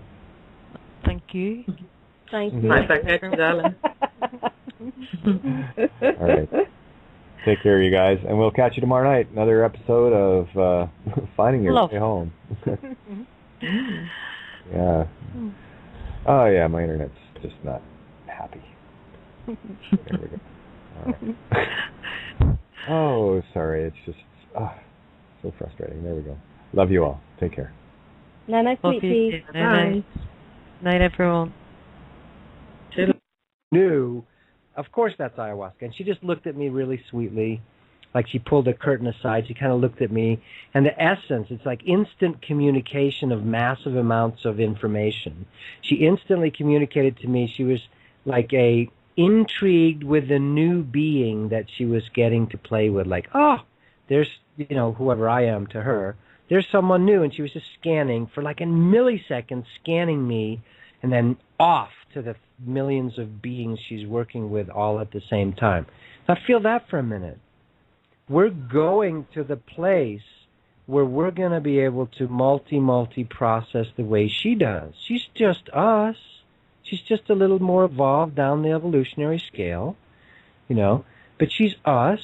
She's part of us. But she can handle, like masters can. They can be in 100 dimensions at once, operating 1,000 bodies, and working with 1 million people, all while fully conscious of every detail. That's what ayahuasca is doing right at this moment as we're talking. And tonight, she'll be doing thousands of people down there in the jungles, working with them directly and across the planet now, people doing it privately in Hawaii, Australia, Netherlands, Russia, Canada. It doesn't matter. It's going everywhere. But she's a goddess. She is the anaconda. She takes that form. She took the young goddess form for me, and she just sort of said, welcome, and I'll be back to, check up on you later. Here you go. And sent me off into some realm where I had to deal with some of my shit, Oh, I totally hear you. These got a bunch of kids, and they're going nuts here. So, but talk about the energy. This is the childlike energy. This is the allegory, right? And you were talking about the whimsical, playful nature. Yeah. And it doesn't surprise me that she has copper hair and green skin. I was just going to say we did a show earlier today regarding Ireland being the heart of Gaia, and of course, red hair is the natural hair, like that is indigenous to Ireland, and of course, green skin makes total sense. Keep going. Right. Yeah, beautiful. So if you approach it that way, I remember my mother and dad asking me once, I got a graduate degree in business school, and about 10 years after that, they asked me, did you actually get a degree from that graduate school? Because I've lived my whole life kind of like that, Yeah, just off the cuff. Yeah, just sweet, like following the bouncing ball. And God's source has always taken care of me. I've had things. I've had cars and guitars, and what else do you need? You know what I mean? Houses. And so we are taken care of. That's been my approach, and it drives people crazy, too. See, here's the thing. The new undoing is not going to be meeting the mind and controlling stuff on its territory. You have to shift to a different place, and that frequency is play.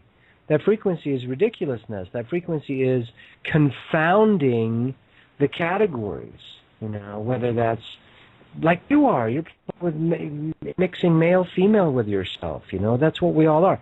That confounds the world of black and white, of like you're either one or the other. You're either with us or against us, That mindset cannot survive when you start playing, when you start being fluid. It has to go to essence. It has to go to source. Kids are fine with it. I used to always say, there's my cat. My cat doesn't care what your name is. You don't have to have a name for my cat. My cat looks at you and goes, I know what you are and who you are by how you're vibrating. Yeah, and so, the whole natural thing of getting back in touch, absolutely. Yeah, so you just feel each other frequency-wise. And one of the chapters in my book, Listening to the Sun, it came really to me. These beings were working with me, and I asked them, who are you? And they said, we are the no names. We don't have names. And I'm like, cool. But they explained to me, at a certain point, like, names are silly. What for? And we made fun of Prince, the artist, right? When he tried to make his name a symbol. We couldn't even handle that. Now imagine if he had gone to, I'd have no name whatsoever. We would have just freaked out. Well, that's kind of the last symphony I sent out to the powers that were, the sleepy. You call them kings and queens and popes and whatnot, and all manner of politician, lawyer, and judge, all the way down and all the way up, right? And that's exactly the title of it. Had the Summons of the Dead, and just before it was the document, I Who Shall Not Be Named. Yes. Because then you don't exist on the radar. Exactly. You can't be caught on radar, sort of like our friends from the other parts of the galaxy. They can pop in and out of the radar, no worries. So can we. And this is, by the way, the whole Freeman movement is indication in that direction. And those of you that have the calling to fight it on its own terms or show it up, bravo, power to you. But you can also just come off the radar and come in and out. That's what my masters do. Babaji is like, he does not have a social security number. What for? Jesus does not have a 401k. That's stupid. This is where we're headed. And I know that's radical, but... Oh.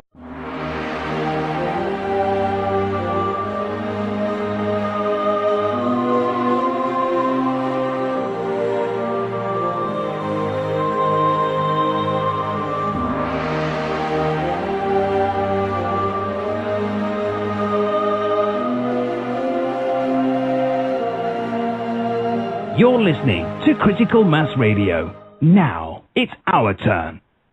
See if my Skype is there. We go. Okay. Wow, has it ever been fun on the computer today, boys and girls? Yeah, last-minute logins and all manner of nonsense going on. It's crazy. But what do you expect? We're in the end times here, and this game is shifting. It doesn't know whether its arsehole is punched or bored right now. That's an Irish thing, by the way. At least I heard my dad say it a lot. Anyway, wow. Interesting show this afternoon. I'm still waiting for word back from Tobias, so just give me a double check here. And yeah, I just I gave him the link and just told him tag me if he can make it tonight. It seemed that he was going to, so we'll leave it wide open. He can come on anytime he wants. He's my kind of steam, Anyway, that was good. Yeah, lots of interesting news. Seems to me a lot of deceptions are imploding right now, and it's fun to watch. It's just like, sit back, grab the popcorn, and go, look at you. Oh, welcome to Outside the Box, by the way. I'm your hostess, Kate of Gaia. And, hey, here's a perfect test for those who are in the now. See how many times you get distracted by my voice, thinking I'm male. Huh? Okay. We'll see how awake and how zen everyone is. That's got to be the easiest clue for people. You know what it is. You know what it's all about. Yeah, we had a great show this afternoon on criticalmassradio.co.uk, my doubleheader Tuesdays. Well, apparently I got doubleheader Mondays again, too. But last night was just a hoot with Johnny. And I haven't really talked to him in about 3 weeks. And for all of those that have, been at the table here, okay, try to catch up the last 3-4 weeks of what we've been working on and exposing and showing, and try to sum that up in an hour. Good luck. Not gonna happen. Just not gonna happen. And oh, really? That's interesting. Yeah, that was some of the fun times. That stepping outside the box in a psychedelic way. Oh yeah. Yeah, I walked that river a few times. Quite fun, actually. But again, you go into these things with a stable purpose and a stable mind, lest it get a hold of you and open you up to all sorts of little nasty demons and whatnot. Good and evil and everything, right? It depends on what you want to open the door to. And there you have it. Okay, so what the hell am I going to talk about? Oh, Blu-ray just tagged me here, so we'll see what's up with Tobias. Getting off. Okay, yeah, no problem. I figured as much. So you gave him the heads up that I'm freak of nature, right? The voice might throw him, so I just actually, if he's on Skype, Blu-ray, I can just pull him into the call. Just tell him to tag me on Skype. It's so much easier, and that works. So if he wants to call in, area code 412. He might have already called in. So let me see. Tobias, if that's you on area code 412, that one? Okay, I'll open up the line here. Talk about intuition. Unbelievable. Tobias, is that you? Hello? Okay. Yeah. Oh, it's not. I thought it was. Who we got on 412, by the way? Claudie. Hey, Claudie. All right, hon. Tune, I'm just waiting for a word from Tobias here. So sit tight. We're going to be in for a hell of a ride tonight, promise. Are you game? Okay. All right. Yes. Okay, good stuff, kiddo. Put your seatbelt on. You're going to need it. Okay. Alrighty. Okay, let me see here. I love, actually, when people keep me in the loop here. Computer's freezing again. What are the odds of that, Catherine? Oh, I don't know, Kate. Anyway, yeah, Geminis. We do that a lot. As soon as I get my Skype to open up again. Yeah, it's, I don't know about you guys, but, I mean, the computer lately has, it's got a mind of its own. It's doing its own little thing here. Oh, yeah, freezing up again. Oh, there it is, and it closed. And let's try that again. There it is. Okay. Blu-ray, if you are in contact with Tobias, can you just let him know that I can bring him in via Skype, or if he wants to call in, that's fine too. It's just it's entirely up to him. Just happy to have him coming in. So now I've got what do we got here? You know the routine, guys. First few minutes of the show, right? Just kind of getting up to speed. Okay. Seems to be a completely... Oh, well, we're going to talk about that tonight. Because, I did ask, what do you want to talk about? Psychedelics, ayahuasca, whatever. Hey, well, you guys can still hear me, I hope. This has been nothing but a nightmare today. Yeah, I've got the little circle going. Waiting. And waiting some more.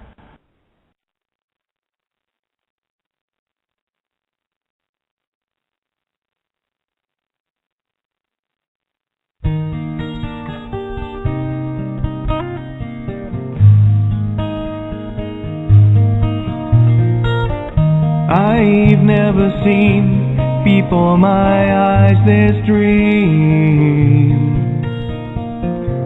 I've never known what makes this child to see. Like tears from a mountain pouring gently to the sea, a curiosity. Will you dare to touch my soul? Is love so frail that we can't hope to be more than we are, more than our hearts can see? And if for any reason on this field of broken dreams we stand to lose it all, then for you, yes, I do it willingly.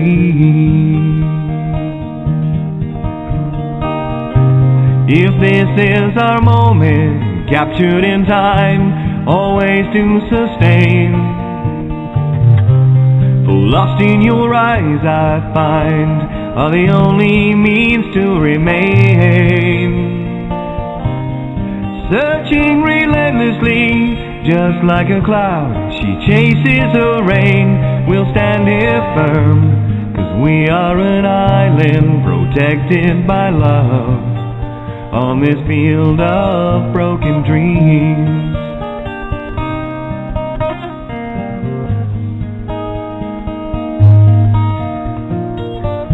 It's never clear, this path of destiny.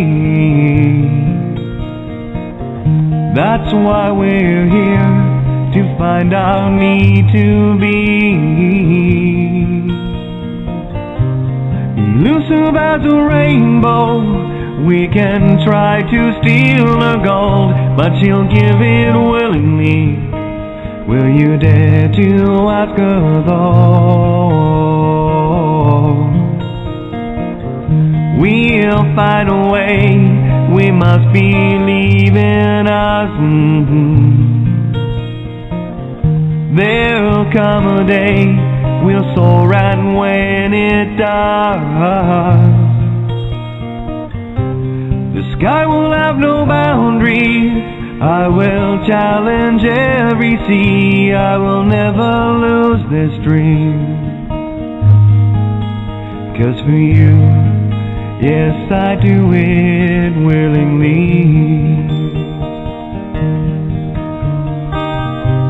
If this is our moment, captured in time, always to sustain. For lost in your eyes I find are the only means to remain. Searching relentlessly, just like a cloud, she chases her rain.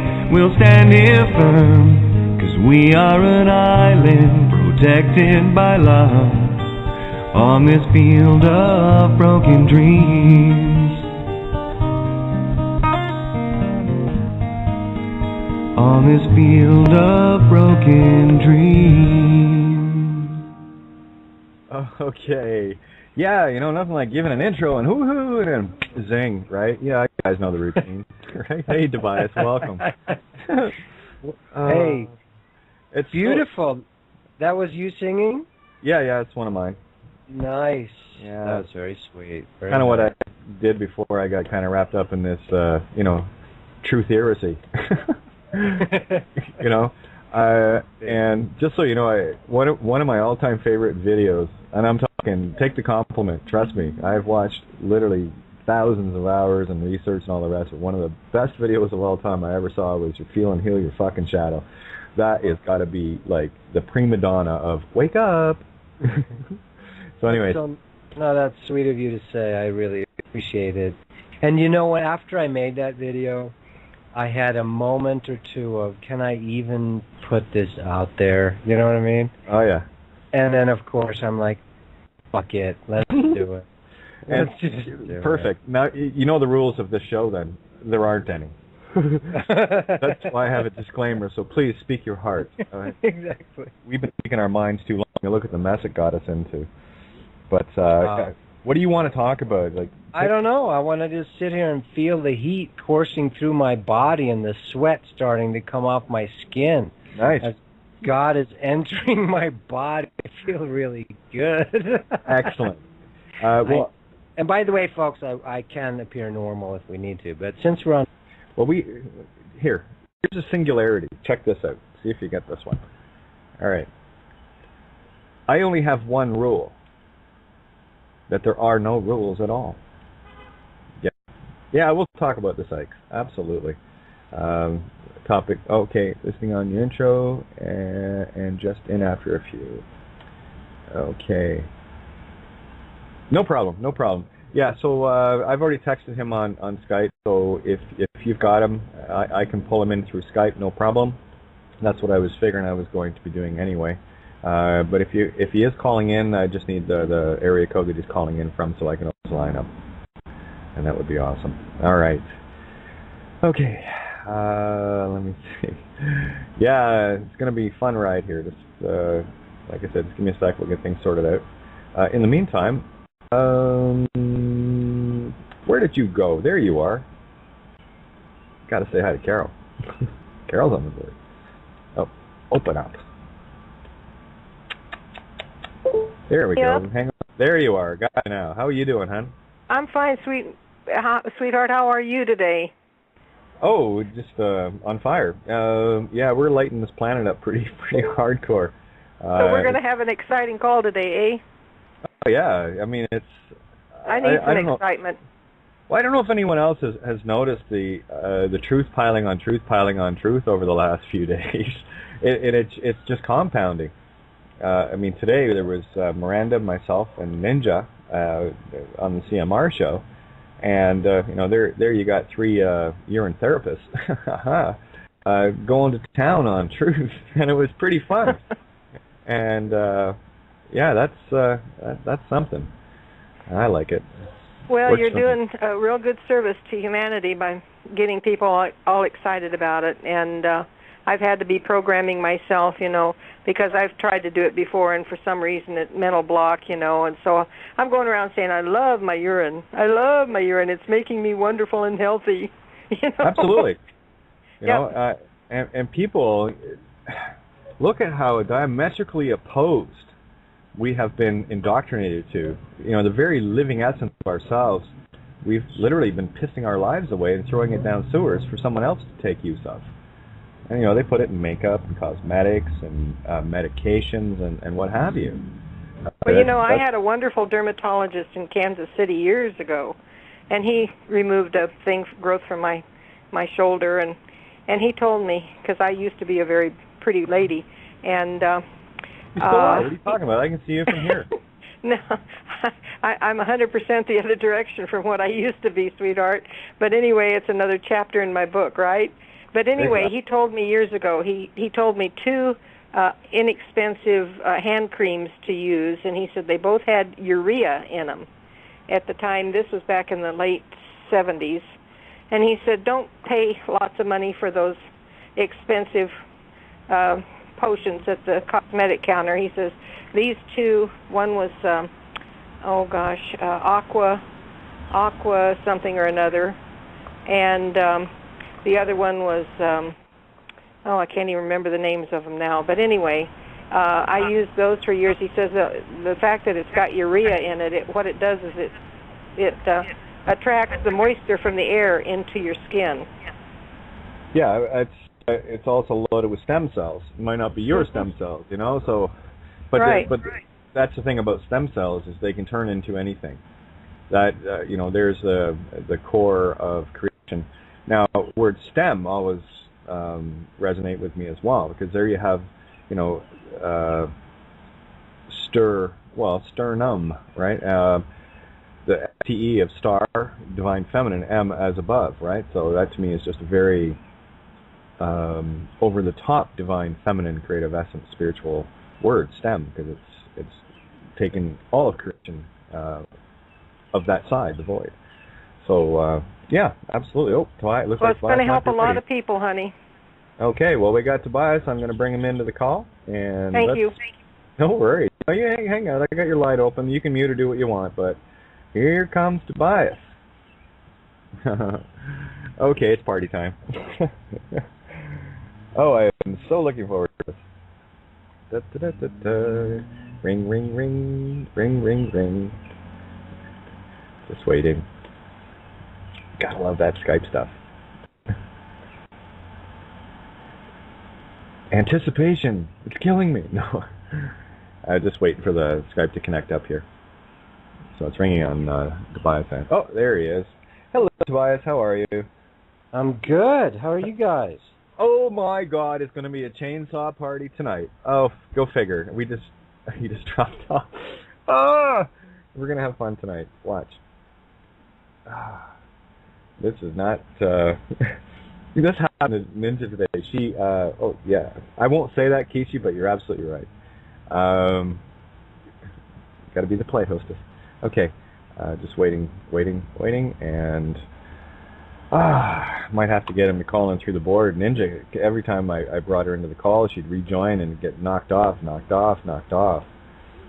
And looks like my Skype is acting up as well. Well, still here. In a free-flowing show, we'll just enjoy ourselves. Absolutely. Rock and roll, my friend. That's all we do.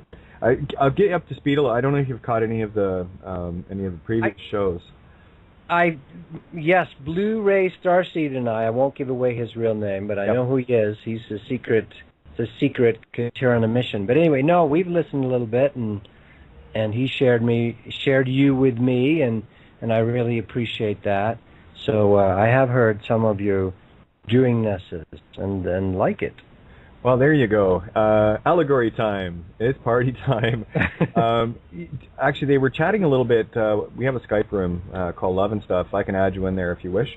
It's a very busy room, so if you are going to be in there, I always recommend to people set your Skype to Do Not Disturb, or the beeps will drive you mad.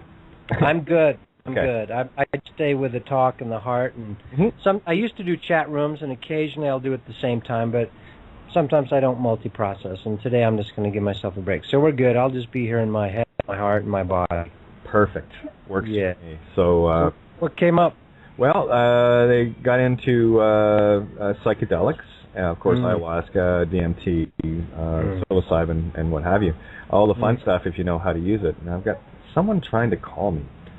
Here, just a sec. I just got to write on the air. Sure beats fuck off, right? On the air. So yes, ayahuasca has. I thought I was done with psychedelics, kind of used them as gateway openers back in college, really, and I always knew to do it ceremonially. We never did it, party-wise. Not that there's anything wrong with that. But I would take my friends out into the woods, and I go, okay, you're going to drive, you're not doing anything, and the rest of us are going to, do this ceremony. We sit in a circle under the trees, and I'm like 20 years old, and we're doing LSD. And but I quit that, or was done with it, kind of. My body was finished. I started doing yoga, and I had yogic experiences. But then about 6 years ago, I was in an airport in Atlanta, and a magazine jumped off the shelf that said it had pictures of these beautiful slot canyons, Antelope Canyon up in Lake Powell, northern Arizona, and about the southwest. And it said, read me. And I'm like, what for? I know that place. I've been there. I don't need to read about it. And it said, read me. And then I opened the magazine up, and it was a big spread on these pictures of the shamans in the jungle in Peru. And it said, to hell and back, my trip to Peru. And immediately I told my girlfriend Joy, I said, I just looked at it for a few seconds, and I go, I think I'm going to the jungle, Now, I don't know if you can hear me still. I hear you fine. I mute out on this end. I've got a bunch of kids playing down below. You can hear it. Cool. Go ahead. Yeah. So I told Joy, I think I'm going to Peru to visit hell, And sure enough, about a month later, I'm flying off. And it was powerful. Ayahuasca, I read nothing about it ahead of time, sort of on purpose. I just want a fresh experience, no preconceived notions. But my intuition, my heart, my body, your body will know what's coming up, even if your mind doesn't. I remember us sitting there, 23 people in a big, huge Maloka ceremonial house. And I was like, I'm staying as close to the bathroom as possible. I'm like, literally, I'll take the mat right next to the 9 bathrooms behind the wall in the back. And I knew enough to be very respectful, and that she would kick my butt and, be very honest with me, which is what Mother Ayahuasca will do. So I don't recommend it for everybody. Well, maybe. We were just talking about it today. Maybe we should make everybody do it. Yeah, that way sorry about that. That way they'd have something to, check their shadow out on, Exactly. Ayahuasca is unpredictable. Even shamans that have been with her thousands of times, each time they go into it, they know if they think they know everything, she will show them otherwise. So it's a very respectful place. You will see heaven and hell and everything about yourself. There are common things that happen, like the life review. I mean, literally the word ayahuasca, mean rope of the dead, vine of the dead.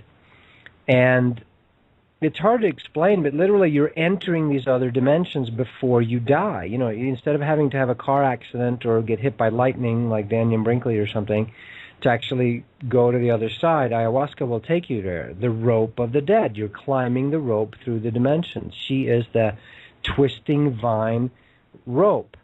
And a beautiful being. She's a god. She's a goddess. You know, in the first ceremony, she shows up for me literally as a young, eternal-looking, beautiful woman that has copper-colored hair and this beautiful green skin. You know, like, but it seemed completely natural. And I could tell, I'm apologizing. I'm like going, listen, I know you're ayahuasca, but I want to make sure because I'm in an unfamiliar situation at the moment. I'm like flying through space. There's no up or down, right? You're a little bit like, you know, I'm like, I know I have to test who you really are. I apologize. I'm such an idiot that I actually don't recognize you or trust you instantly, even though I